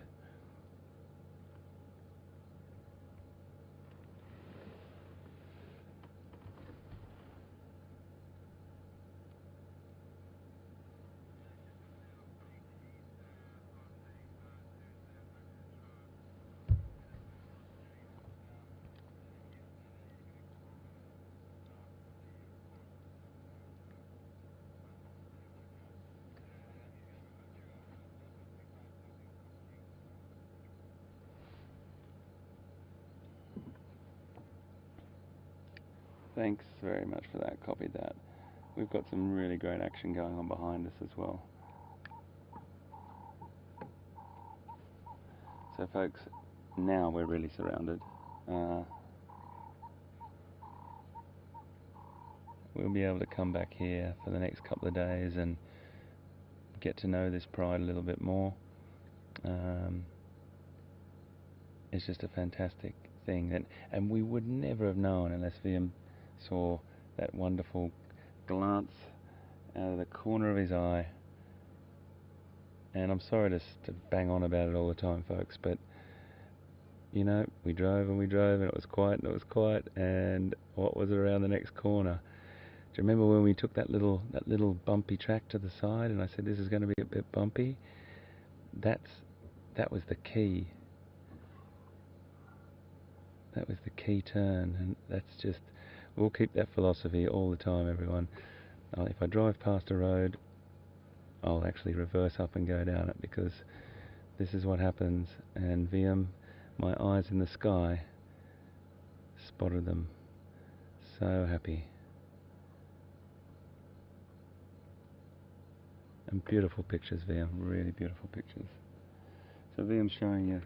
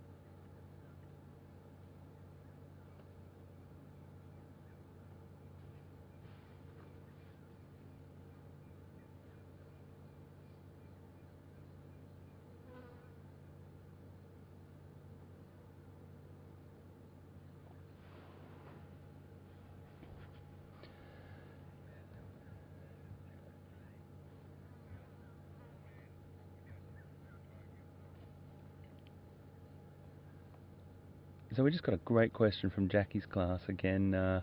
Jackie's class seems to watch WildSafari Live quite often, which we're really happy about, and hi to everyone in the class, everyone that's watching today. We're really happy to have you on board. And we had a question about when do you think, or firstly, how old do you think that male is? And I'm just watching Viam's filming behind here. I'm just going to move up and just Jackie's class, I'm coming back to you. I'm just a little bit in between the pride and the kill, and I just don't want them to feel like we're in the way. And I just moved back to there.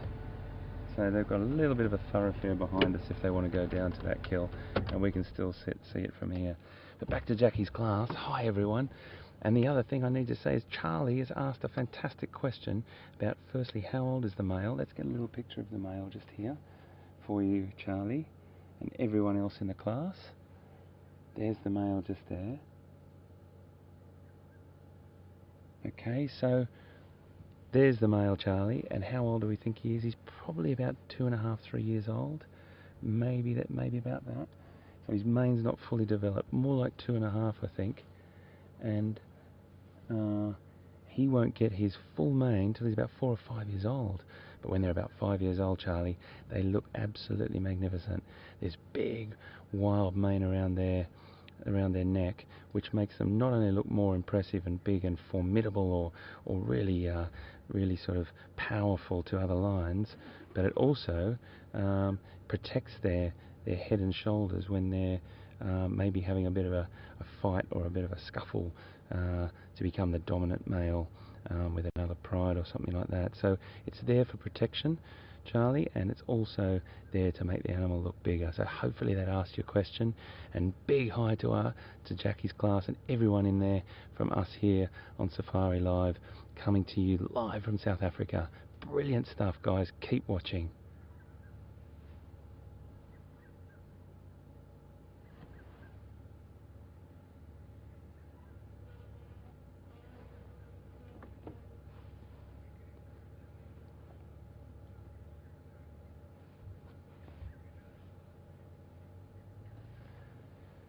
And I probably should add a little bit to other school classes around the world.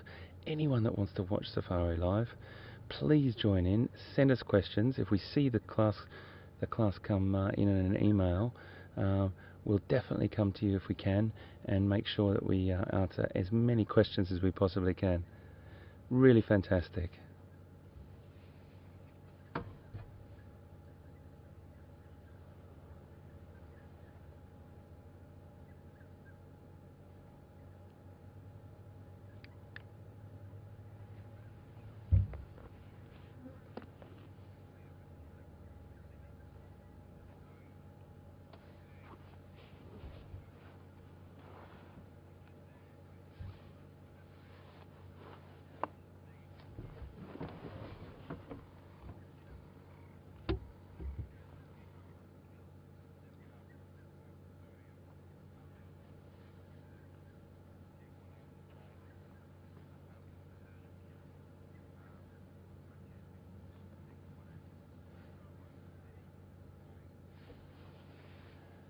So we just had a great question from Cindy. This is really a detailed question, and thank you so much for it, Cindy.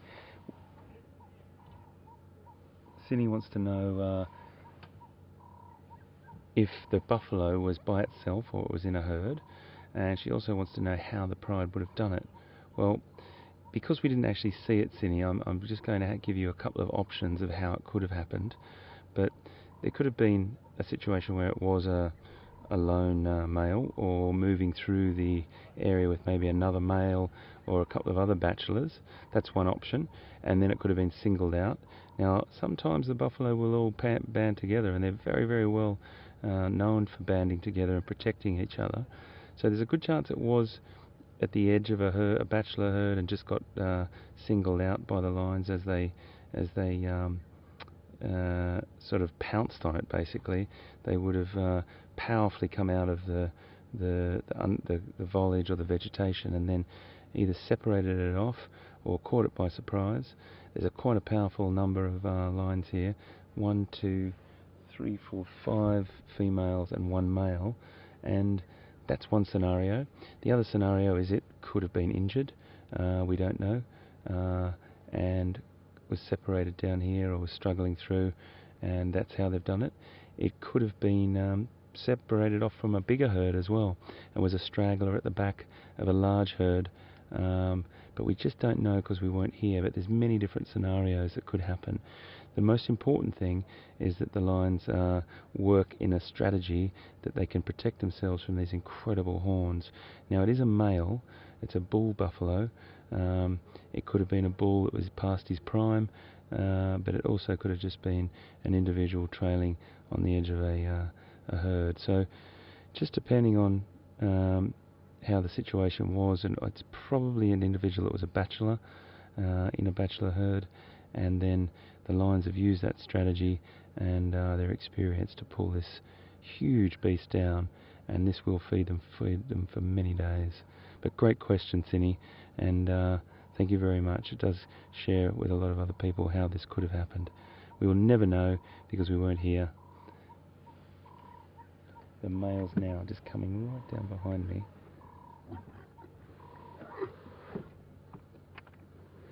Really incredibly close here. Incredibly close. He's only about probably 10 feet from me at the moment, just walking off. There might be a little bit of vocalization now when he comes down.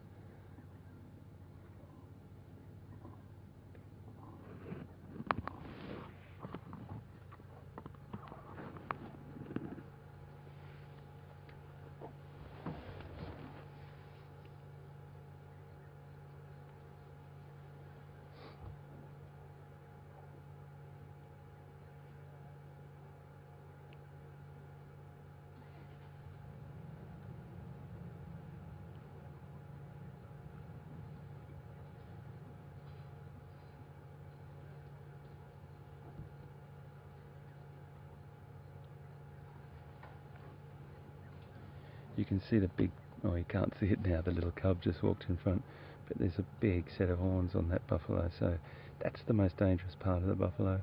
It can hook a lion and potentially fatally wound it. You can see the size of those horns, and that's what they will use and drop their head and neck with those powerful shoulders.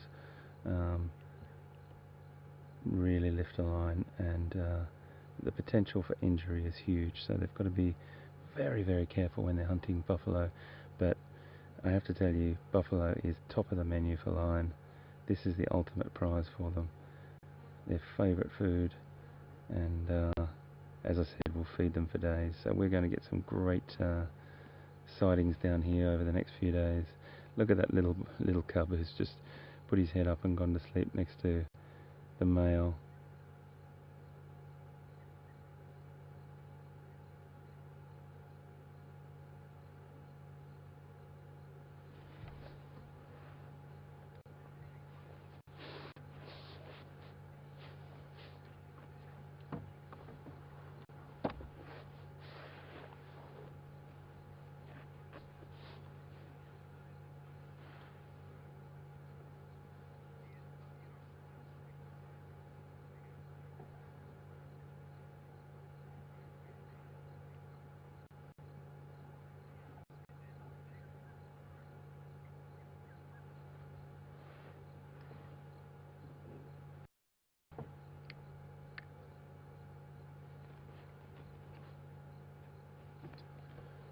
We just got a question from Leanne in Lakeland, Florida.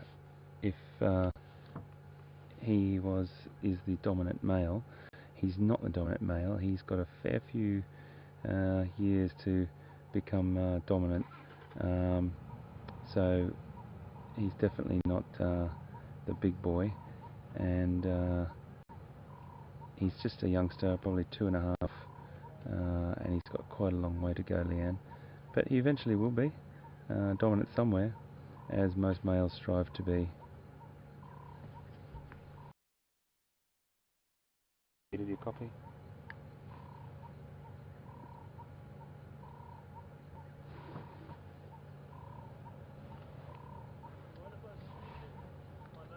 Sure. Just one of the other guides coming down, putting his nose in. I'm just going to move forward a little bit for him. We'll still have a good vision, folks.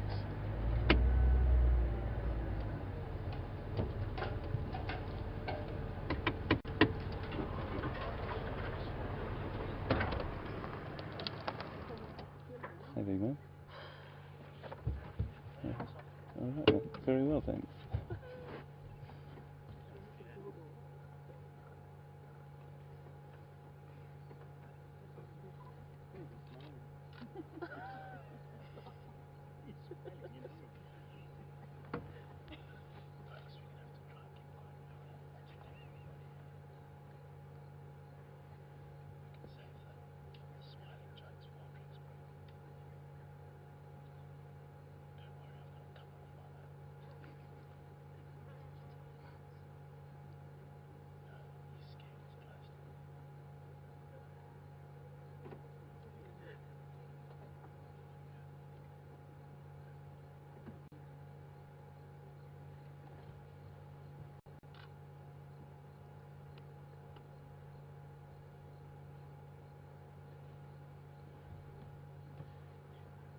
That female in behind there is still feeding. She's been feeding since we've been sitting here.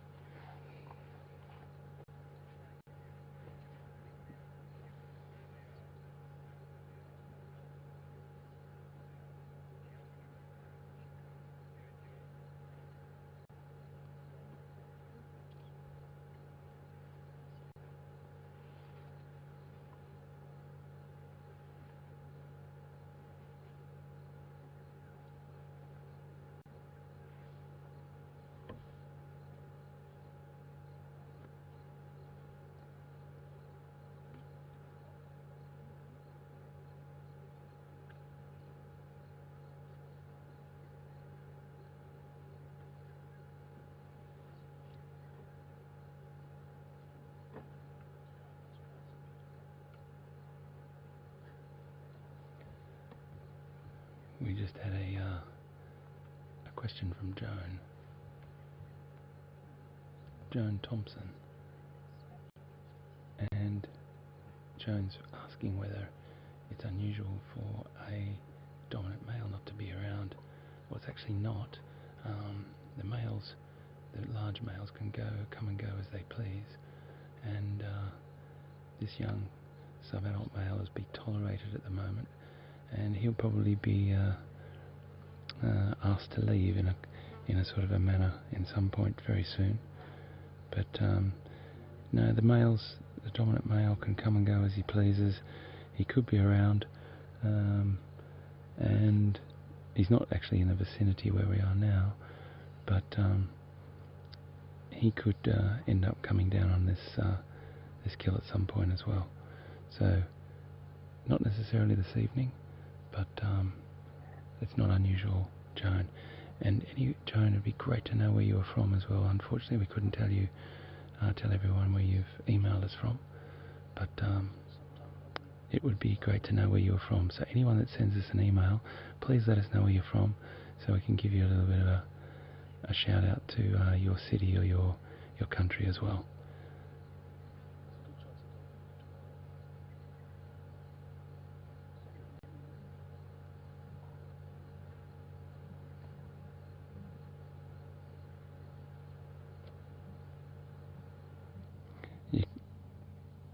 It's really interesting what's going on right now.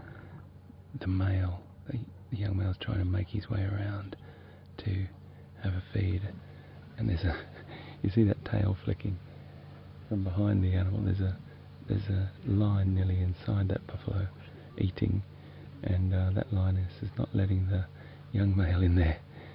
She's saying, "You just wait your turn, my friend."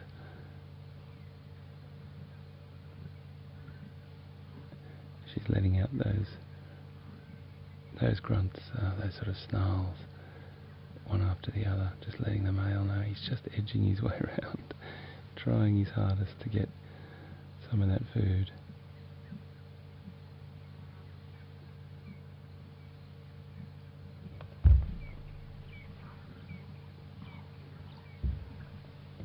There could be a little bit of a scuffle here.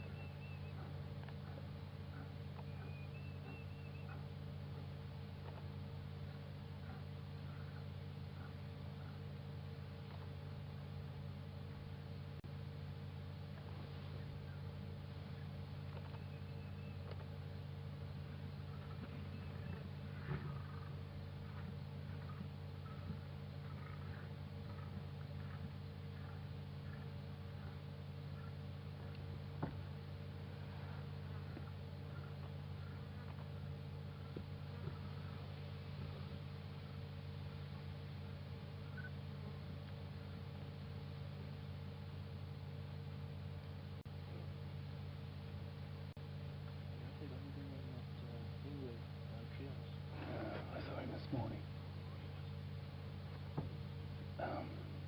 I'm not sure. He was not very habituated.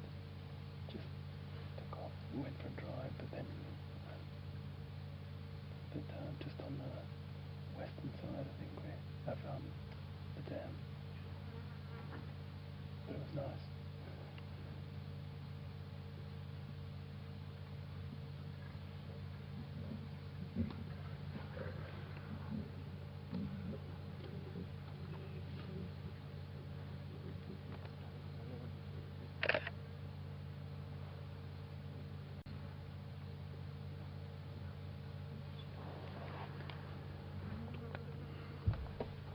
So we're just sitting, folks, just watching this male. He's definitely trying to get a little bit of a feed there, but he's doing it quite delicately because there's a female inside the buffalo letting out some pretty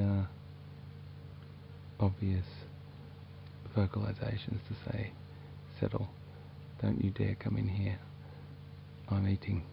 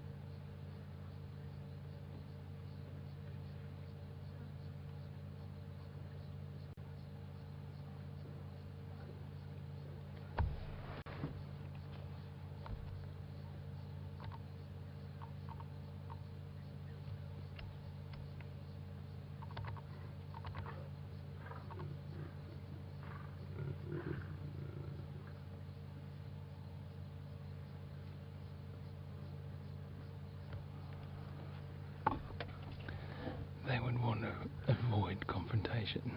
Rather than hurting each other, there's a little bit of discussion that goes on.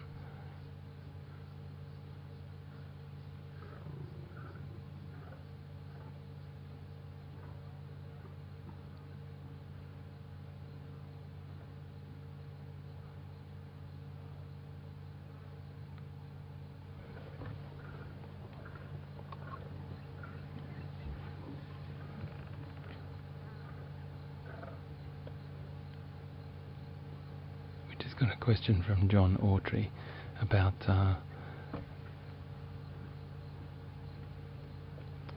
whether we get concerned in situations like this, whether we get a non-start or a flat tyre.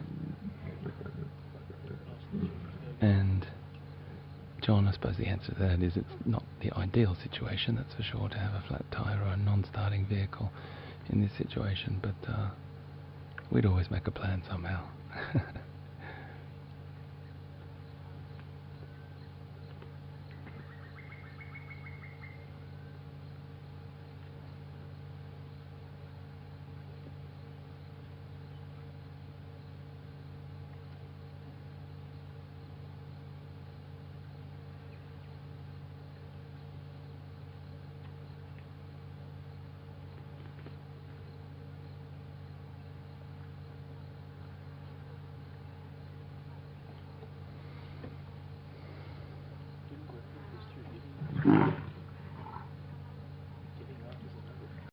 Yeah.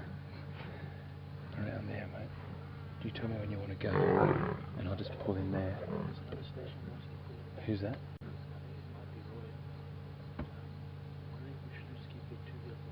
Okay. Happy days. Is that okay? Okay.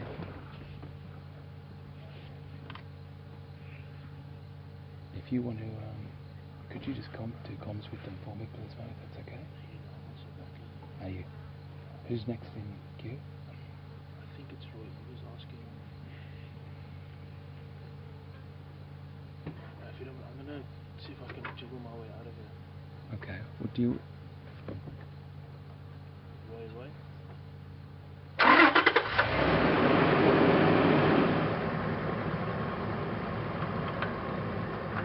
Okay. I'll go into there. I've got a massive wheelbase. Yeah. Okay. We've done this before. The other guys went up and around there. Yeah. So folks, I'm just going to just move out to let one of the guides out, because our smaller short wheelbase is allows us to jiggle around in this woodland. I'm just going to park our nose in front here, so bear with me, everyone.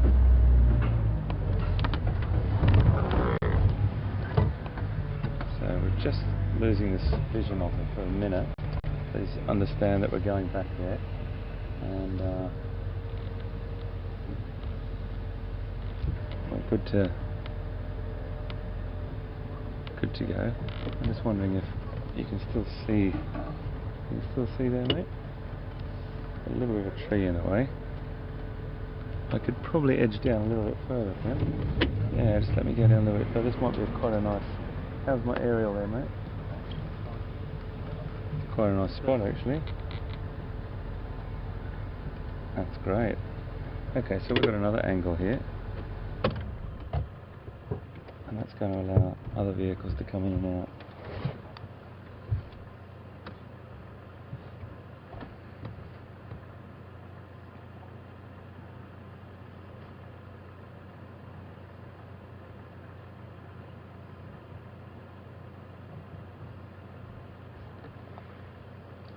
So eventually he's made his way in. He's gotten to the end that he wanted to.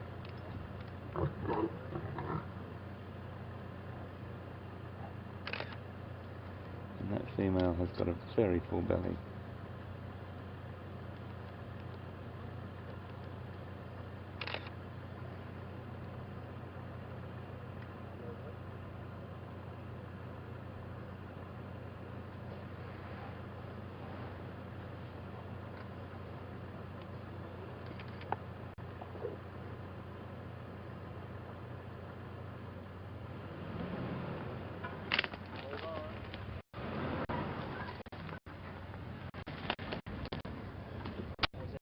Pleasure, mate. Cheers, guys. What a superb encounter, everyone, today. It's just been brilliant. It's been, I don't know, an hour and a half of lines, I think, and I hope that's okay with everyone.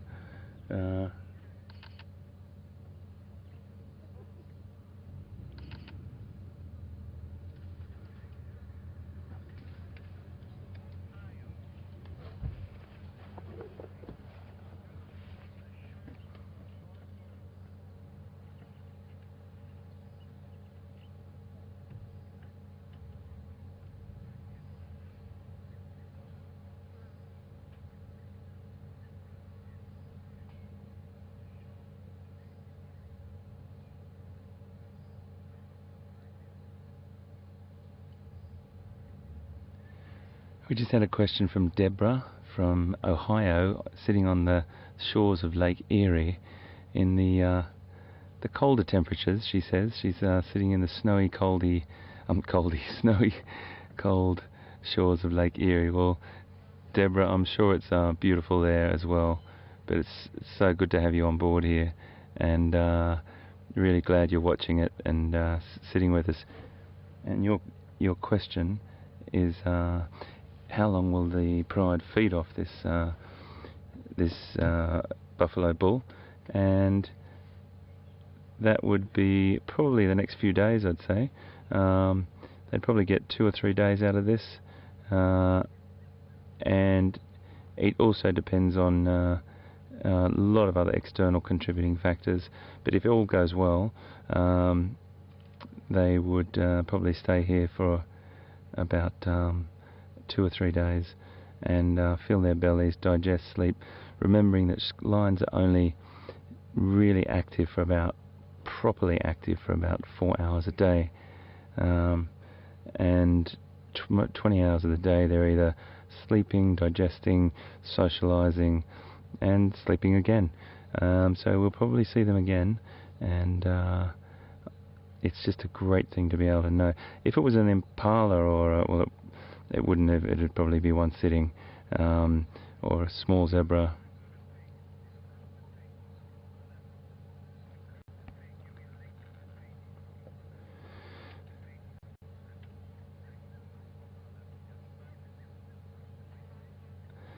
So I've just gotten word that we're going to go over to Pete, because Pete's hot on the trail of a leopard, which is absolutely fantastic, and I think that's a great thing to do right now, because he's been looking for this particular leopard that we saw this morning all afternoon. We'll stay with these guys, they're not going anywhere, that's for sure, and you can come back to us you know, just before we close, but the most important thing is let's cross to Pete now and see what he's up to. See you soon.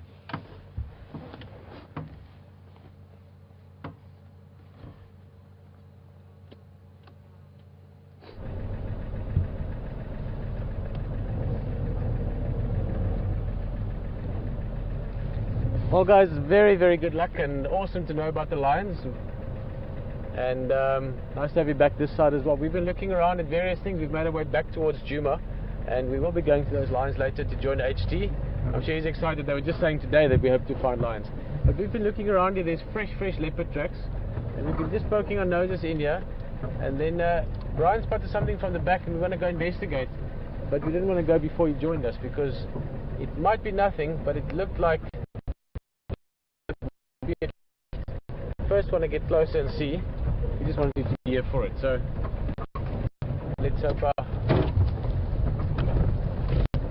instincts were right there. It was a little glimpse of something. What is that, Brian? Definitely something. We spotted this in the distance. For a second there I was worried it might just be some old elephant dung and it's a big false alarm. But let me just move a bit.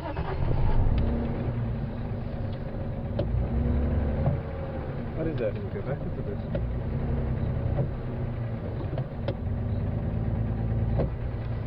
The hyena. Looks like a hyena sleeping. Yeah, it's a sleeping hyena. Oh, that's a good start, but at least not elephant dung. Okay, well, hyena taking a nap. Let's have a look.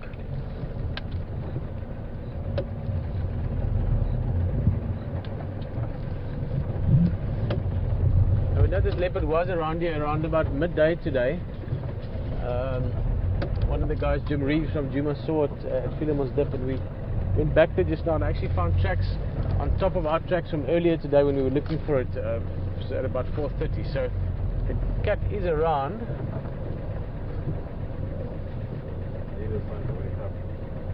Past nice little nap.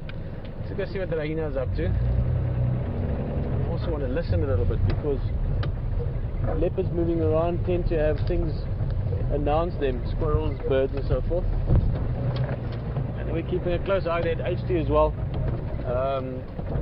Very exciting to see those lions the first time this time around. This is Nkuhuma Pride, and I believe they've got some cubs with them, which is always very special to see.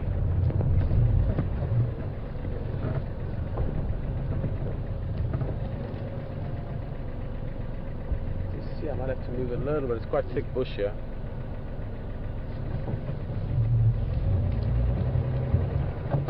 There we go. Just waking up, big yawn, sniffing the breeze there.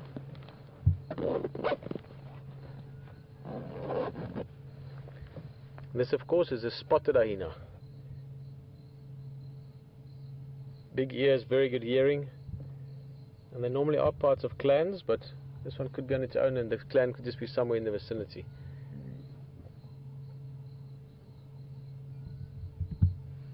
Also likely to be hyenas around that buffalo kill where the lions are. Very exciting that, because it means that we should be seeing lions for at least a day or two, but often 3 or 4 days even, and they've got a big carcass like the buffalo. So that's very good news for us. Some big cats for the next few days. Sleepy drops. Yeah. It's so funny, we were driving down into this dip and really looking around. I mean, the tracks were very fresh that we had, and Brian said there's something, and we reversed a little bit and we could just see it through the brush, and my first instinct was duiker carcass, so something a leopard might have caught, so that would have been very fresh. And then and we just stopped right there, you know, and then waited to get you guys in the vehicle, but it turns out to be a hyena.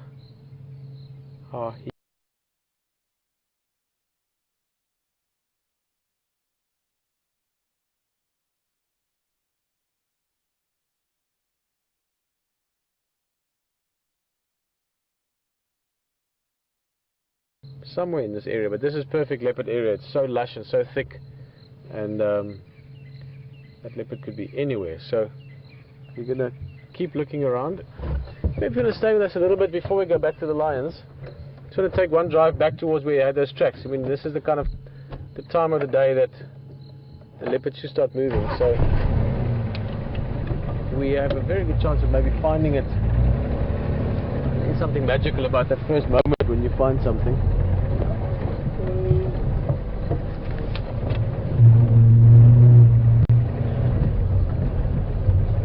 Nice little nap there, huh?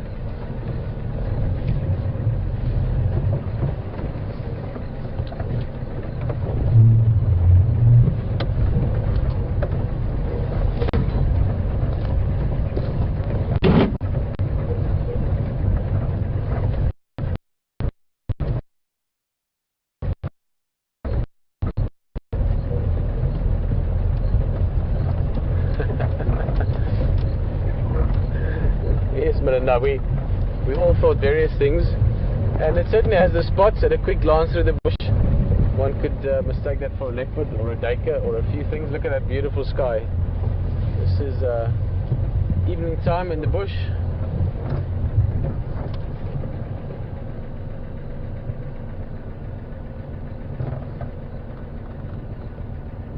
Love this time of the day.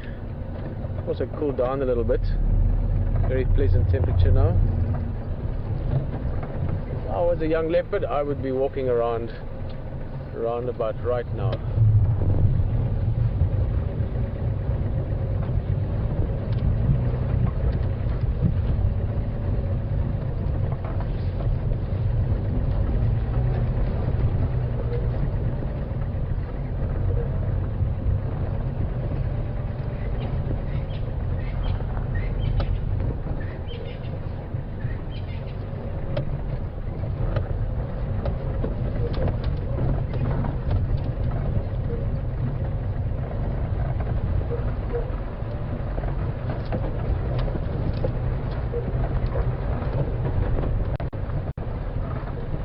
great that we can see lions now because let's get through this dip quickly.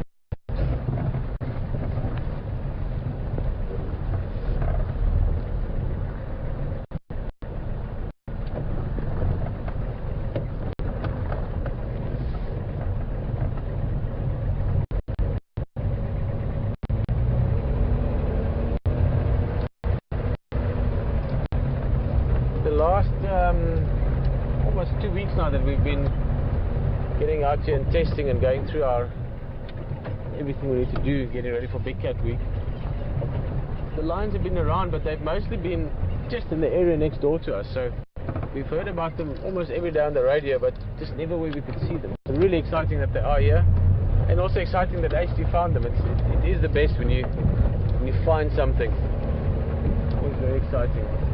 Have a little look in here.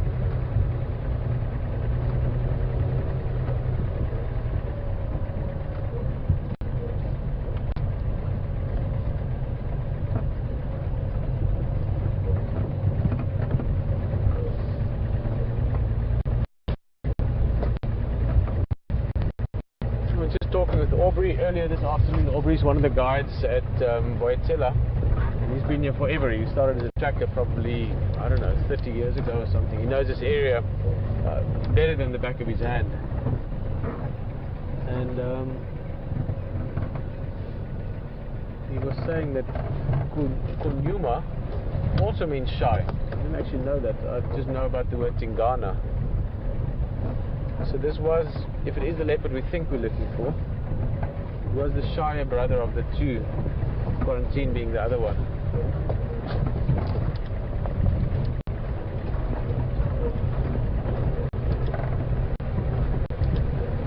Go back around, we're just on the other side, or the upside now from that drainage line that we were in.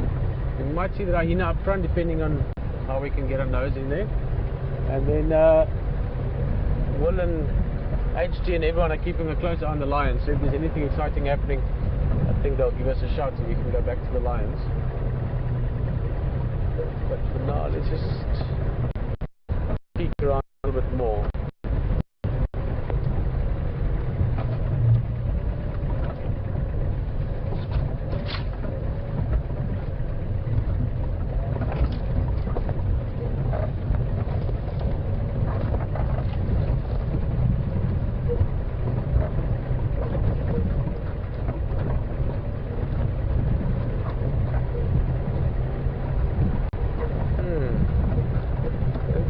Too close to the hyena, it's in there.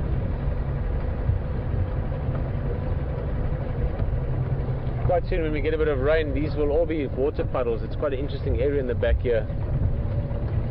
Popular wallowing spot, popular spot for the more solitary animals to hang out.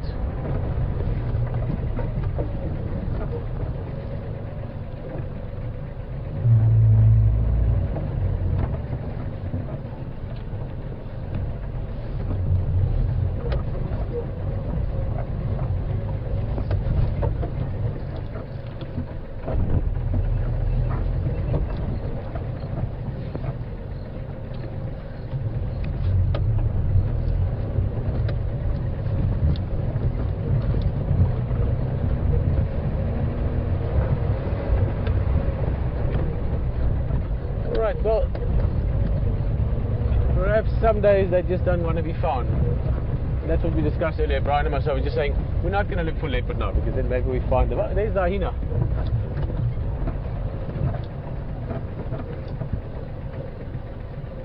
We can get him thereabouts. It's a bit dark here. He's lying down as well now. Let's go a bit forward for you, Brian. There we go. So the hyena's getting mobile, maybe the leopard. We're going to just make our way out of this thick bush up towards the quarantine area. If we bump into the leopard, great. If we don't, we're going to continue onto those lions and go join HT there. I'm sure he's got a big grin on his face. It's always lovely to see lions, the biggest of the cats. Well, in Africa. Tigers can be slightly bigger.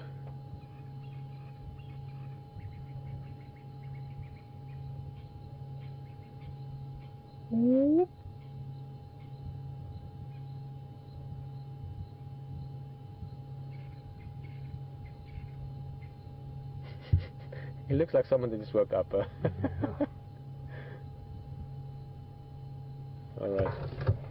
So he's going into the thick stuff there. Alright, so we're gonna make our way out and head over to the lights. That's a grand plan.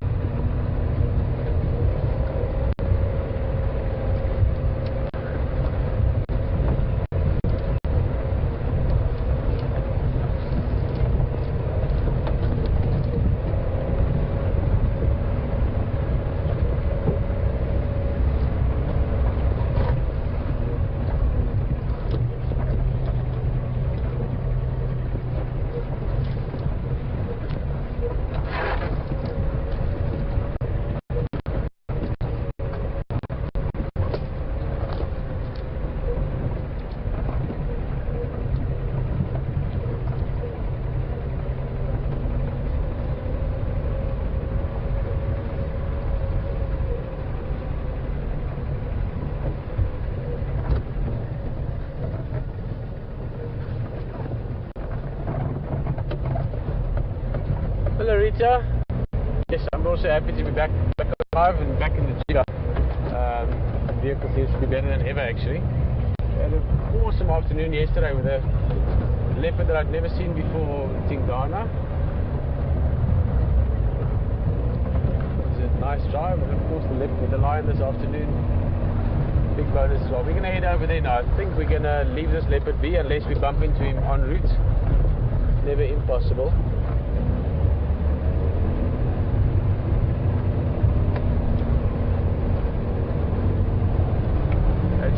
Again.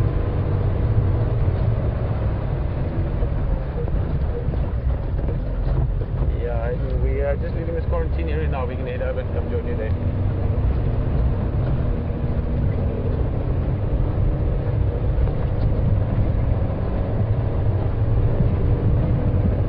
Okay, perfect. See you in probably 7-8 minutes.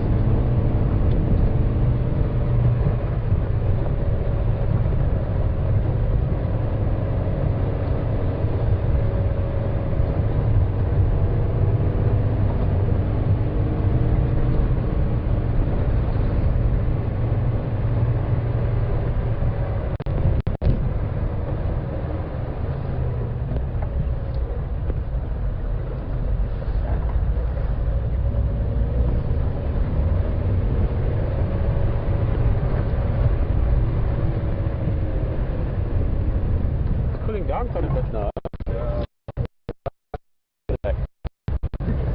Two jackets.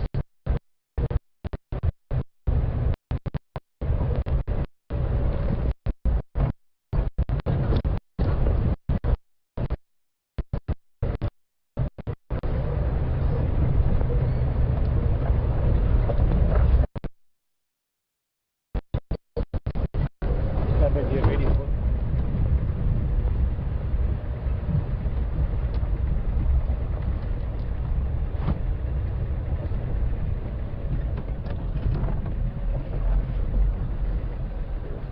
Spotlight in case we need it.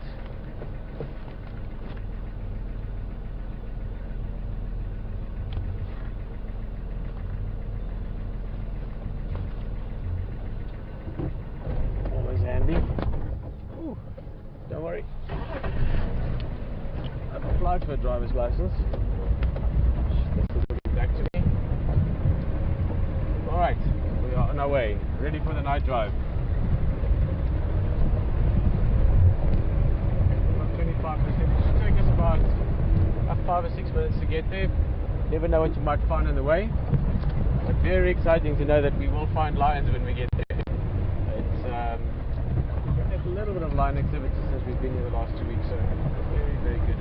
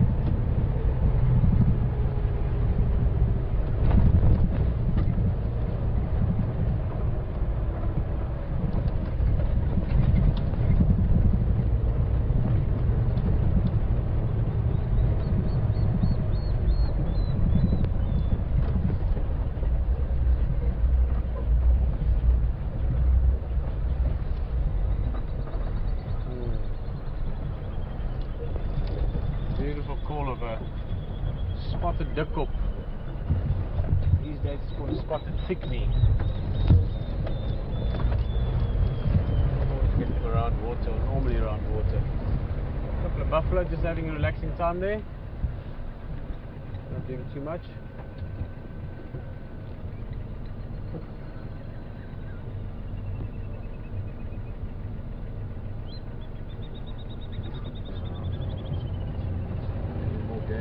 Evening is upon us. Yeah, I should get my spot on that, sorry guys.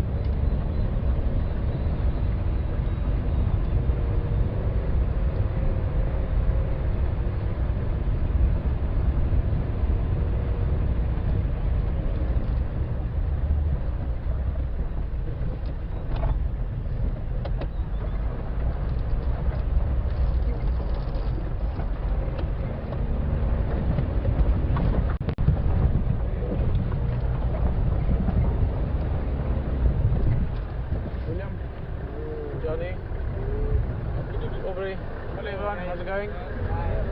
Jeez, like lots of blonde kids. Aubrey. We've got the fresh and ponza there by Philemonster coming up, but just a little bit and then going on the Satsine again. We looked around, they couldn't find it, but the Ingrid ponza is there, so is it open? Alright, have fun. Cheers. Bye bye. That was a family vehicle there, so they were all over. We couldn't show the guide, but that was Aubrey, and must be 2 or 3 families because there were probably about 8 little kids in the back between the ages of 3 and 8. Every single one was blonde, little blonde heads everywhere. Alrighty.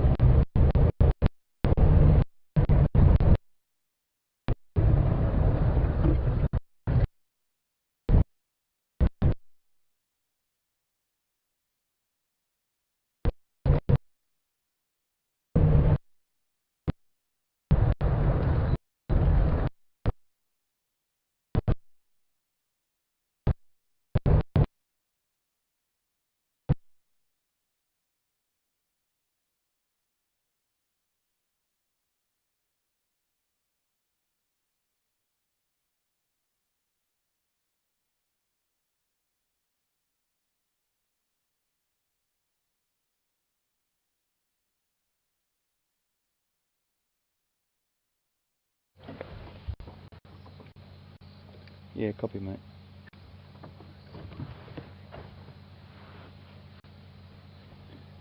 So, folks,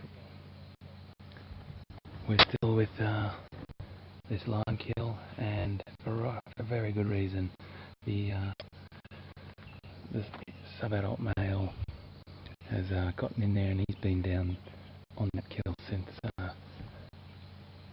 you left us, and we know to see Pete, and Pete, I think, found a family, and he's on his way to come and see us now.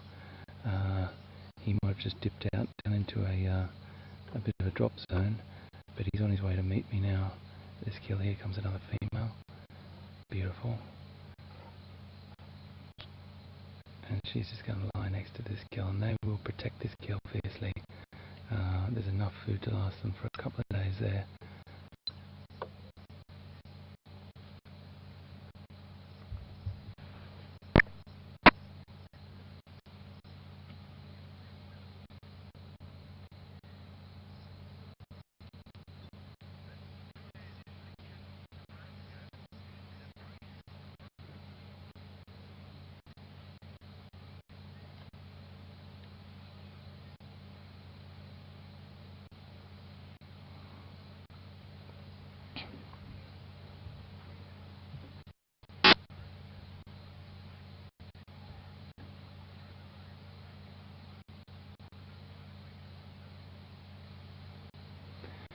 We just got a great message from BA running a preschool in Lincoln, Nebraska. Fantastic to have you aboard. And there's a question from Luke. Hi Luke, this is amazing to be able to talk to you from here. And we're right in front of these lions eating their dinner. And these lions are definitely got a lot of food there, that's for sure. But Luke, your question's a really interesting one. Why are they sort of a little bit angry with each other, or a little bit sort of bossy with each other around the dinner table there? Well, the reason for it is this, Luke. Everyone looks for the best part of the buffalo, and you know, they want to get the best meat that they possibly can. And if one's feeding in a particular area and the other one tries to push him out of the way, it's a little bit like you sitting at a dinner table with mum or dad or brother or sister or whoever, and pushing them over their seat and trying to eat their food on their plate. So that's why it's a little bit, they get a bit cranky sometimes, but then they settle down and everyone's fine. But it's a really good question, Luke, and so fantastic that you're in Nebraska watching this, and we hope that you keep watching, and we really look forward to getting more questions from you. So a great question, Luke, and hi to the rest of the class.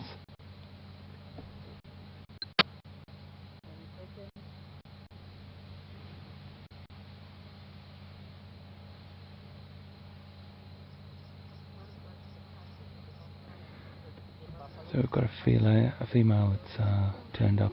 She was lying over in the grass, so I think my number at the moment is eight females, and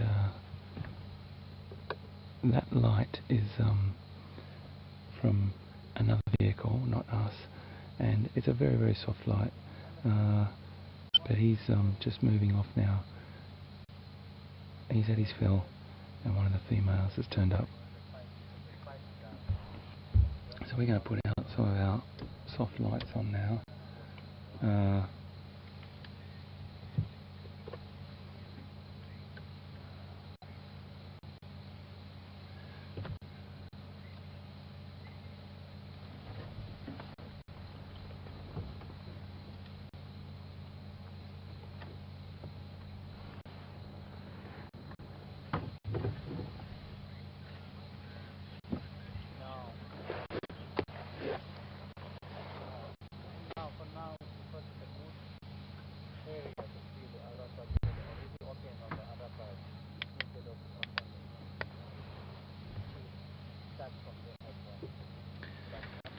So an incredible afternoon, everyone, and just so happy for you to be here with us. It's been line this side, and I know Pete's been on the really, really hot tracks of a leopard as well, so it's been a very exciting afternoon. He's coming over to join us now, and I have to take my hat off to my co-pilot here for seeing out of the corner of his eye that line. And that elevation that he's got up there, the eyes in the sky on the back of the vehicle, has paid off yet again. So VM, congratulations, mate. You've really hit the jackpot tonight for us. Very, very exciting times. We've got a pride of probably 8 lioness, 1 sub-adult male, a couple of younger cubs, and a big buffalo. So that means that they're going to be here for a few days, and it's going to be high times for the old lions for the next couple of days here. We'll definitely come back to them as well. But we'll wait for Pete, and we're probably going to stay here, folks, if that's okay. It's no use us moving off and trying to find anything else now. It's just been an absolutely glorious afternoon with Lion. One of the interesting things was that Liam said to me today at lunchtime, you know what, I favour lions a little bit more than leopard, you know. He said, I still like leopard a lot, but I really love lions. Sure enough, mate, your dreams have been fulfilled, and it's just great to have you all on board with us.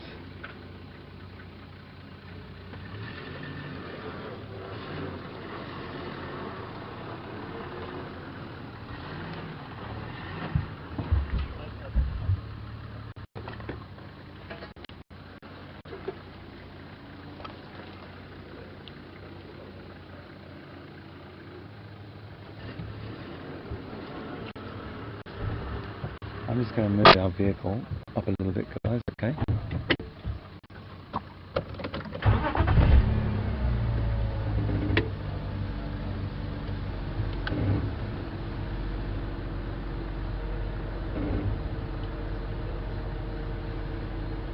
So we've just got a little bit of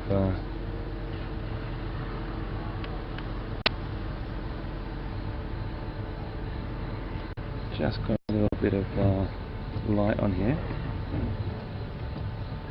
Just have to negotiate this, folks, so please bear with us.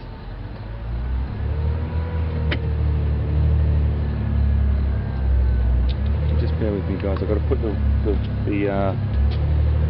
light down to get out of this location we're in. This is very, very tight here. Alright to come back, mate? Alright to come back?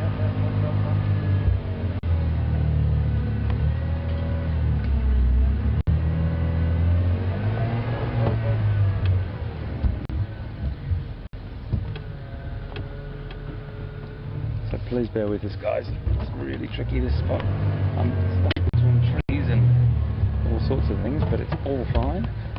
We've got one of the best cars in the world, and I'm going to just position myself so Pete can also get a lovely position here and have a look at this great kill.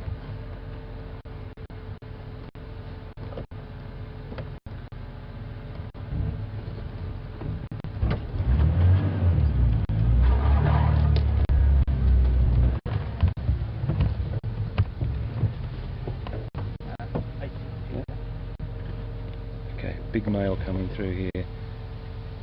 I'm just going to put the light on him. A little bit more. Just a little spray of light just on his back there, not in his eyes. And you can see him. Oh, he's just got, look at the size of the belly, folks. That is... ah, yes. Happy days. Happy days. Look at that belly. He has definitely had his fill.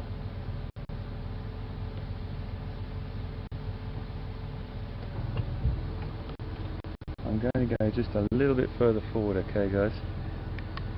The reason being is I want to get into position so you can just watch this other lioness down here. Really. Bit of an angle here.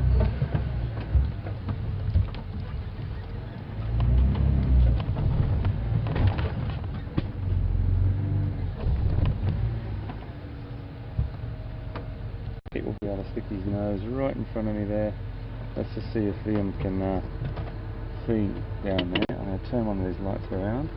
How's your shot there, mate? It's a little bit tricky.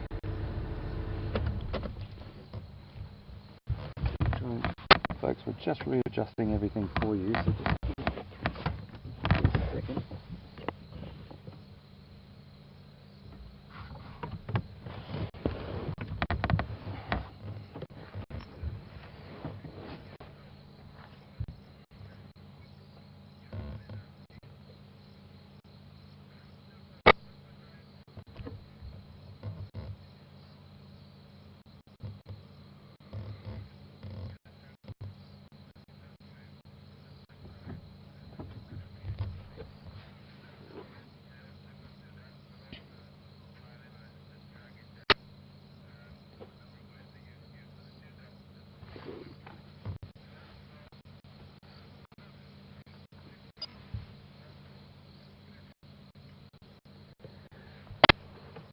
just had a great question from Jordan in South Australia. Oh, sorry, Melbourne, in Victoria, Australia. Jordan, hi, and thanks for coming on board. Fantastic to have you.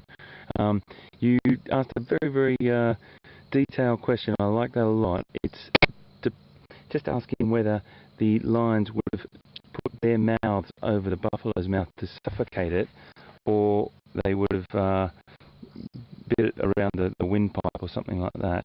Well, I have to say, Jordan, I've only ever seen the suffocation method where they put their mouth actually over the animal's mouth themselves with something like a wildebeest. The buffalo's mouth also could be done, there's no doubt about that, but I think the majority of times that I've ever seen anything happen with buffalo, it's been the sheer numbers and weight on the animal and going for that asphyxiation around the throat. So, sorry about the detail, but it is quite important to understand that the quickest method is for them to asphyxiate the animal or suffocate the animal, and they would normally bite the windpipe. One will be underneath, trying to make sure that it stays well away from those horns, and the others will be just the sheer weight of, you know, an adult male gets up to about 190 kilograms. Oh goodness, I've got to do a conversion for you then. I might have to ask the control room to do that for me whilst I'm still talking to you. But 190 kilograms for the males, and I think about 130, 140 for the females. So if those conversions I might get from control room whilst I'm talking, that'd be great. And those sheer weights on top of the buffalo will just either pull it to the ground and make it lose its footing, and then once that happens, they'll finish off the business there. But Jordan, the only time I've ever seen that asphyxiation method you're talking, mouth over the other animal's mouth, was with a wildebeest. I'm sure. Oh my goodness. I've just got a message from Pete. Pete's got lions as well. This is incredible, folks. We're going straight to Pete.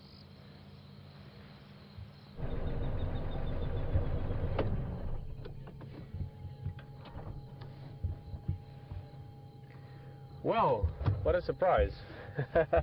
We heading back this way. We've got slightly sort of a different turn in terms of the directions, and as we're heading over, I knew I was getting close. The guys told me on the radio just west of Tamboti Dam, and then as we were coming through the dip, Tamboti Dam is just on the right hand side. I had this beautiful view in the road. About 4 or 5 of them were busy crossing the road. They obviously came to drink water, and we decided to stop just here because such a nice view with the shadows like this.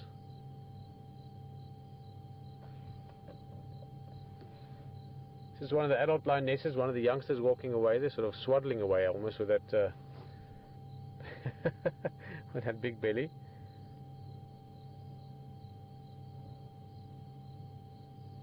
And this is great. When lions, I wonder when this happened, last night sometime probably. It sounds like quite a big buffalo, so we're probably going to be spending 2 days, 3 days with him.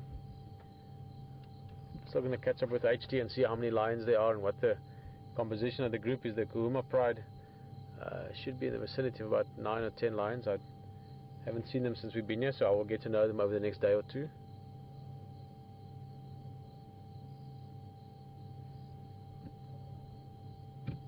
I'm going to go a little bit closer and try and keep this sort of shadowed feeling around her.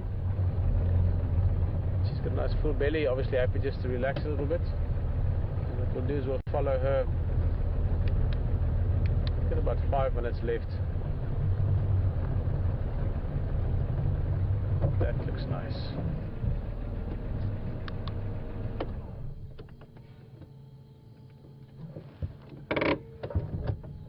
Bit of a scratch on the side of the face there, looks like, probably from the, well, from the hunt itself. You can get injured in that, but also that first, especially in the beginning when they're all very hungry, you can sometimes get a bit of a scratch from one of the other lions.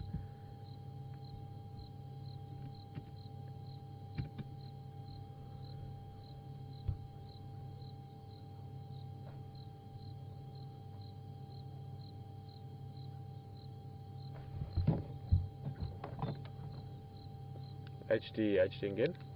So let Hayden know that we're still sitting with this female. He's He's obviously with the rest of them down at the carcass. Yeah, Hayden, I'm sure you've got a big smile on your face at the moment. Awesome cats. We've got one Mafazi here, one female in the road, and the others we're heading back to you, so we're going to stick with her for now and then join you if she comes over.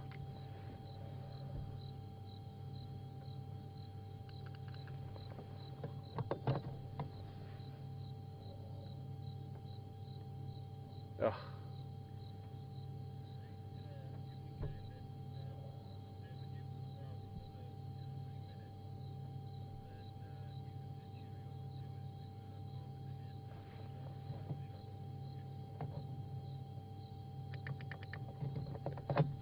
Standing by.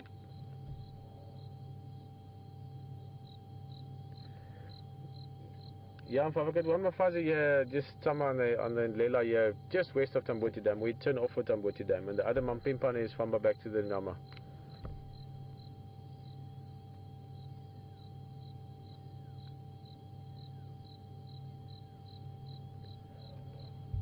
Yeah, I was just west from Tamboti Dam, just from the dip. As you're going up the hill west, somewhere there's the turn off.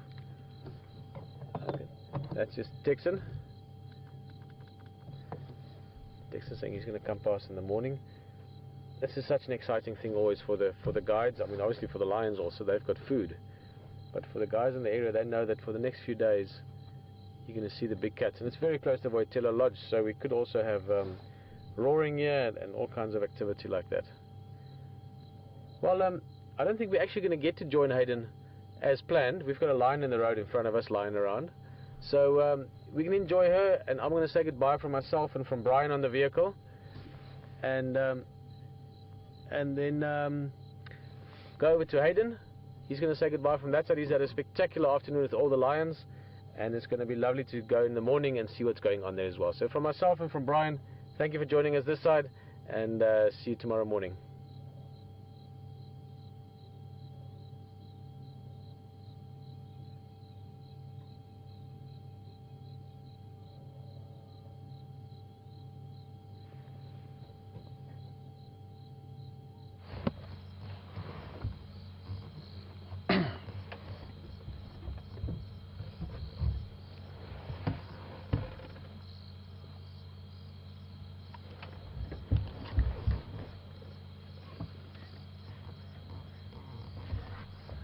Well, welcome back, folks. I don't really know what to say. It's not often in life I'm lost for words, but we are surrounded by lion here. It's about 2 minutes to 7, and this is one of the best experiences I've ever had in my entire life. This is absolute ultimate cat central.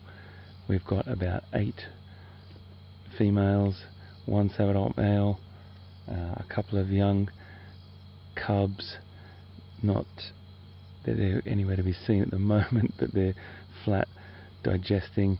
There's some absolutely fantastic lions around us at the moment in this magnificent place, Djuma Game Reserve in Sabi Sands, South Africa. It's been an absolute pleasure to be here today, and I'm just so over the moon for you, mate. I'm over the moon for everyone with us. I'm really excited that we've been able to bring this to you live. We've got a beautiful female.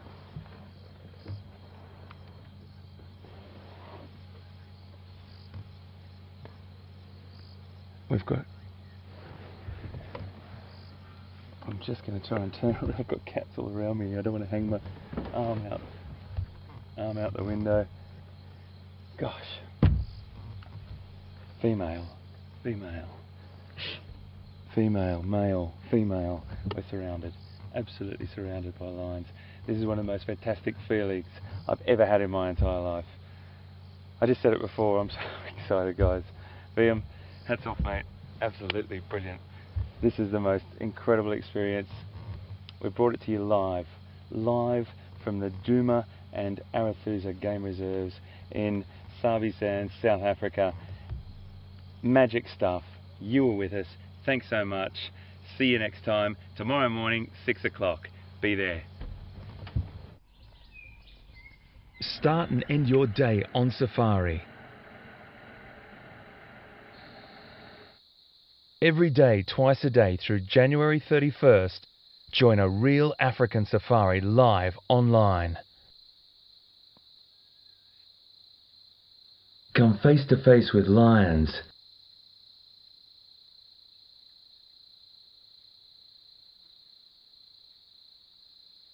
leopard,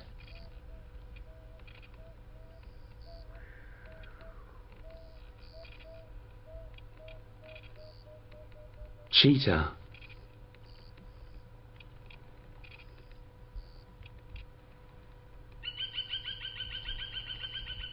elephant,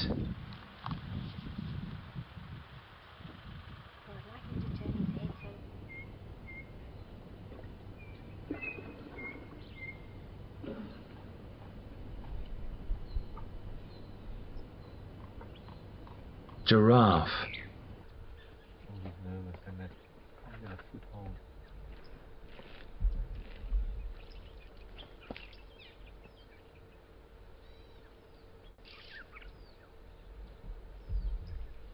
and many other species. So you can get a good whiff at us.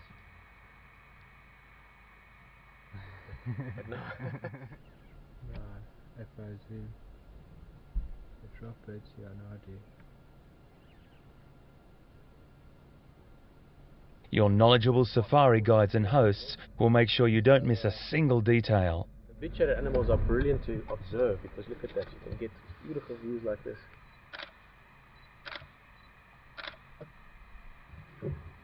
And you can see natural behavior. In other words, you can see them doing things the way they would have done them anyway.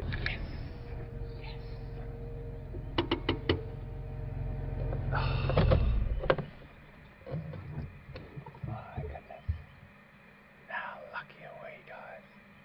You made the right call. Oh, he's going to walk right past us. Ask us questions live online during the safari on Twitter and email. Join in the conversation on Twitter with hashtag #SafariLive.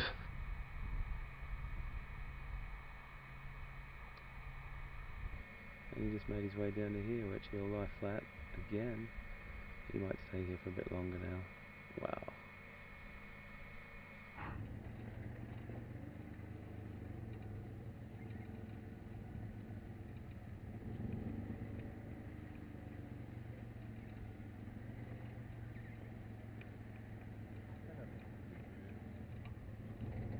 Start your day on safari every day from 9 AM till 12 PM Eastern, Relatively close to camp on the other side of the river. Track them and every night from 11 PM till 2 AM. and I'm going to wait until it cools down and we'll head back. Join us on this incredible journey live.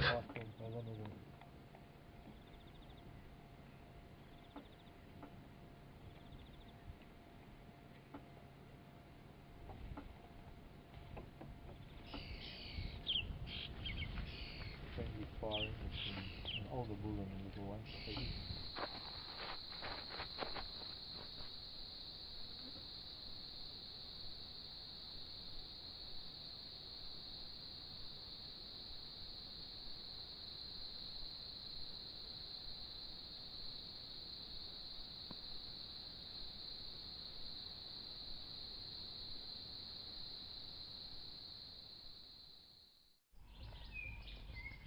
Start and end your day on safari.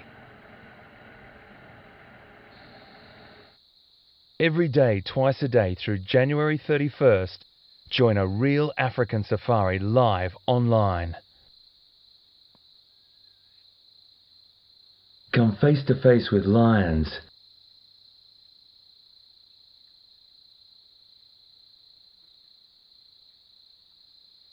leopard,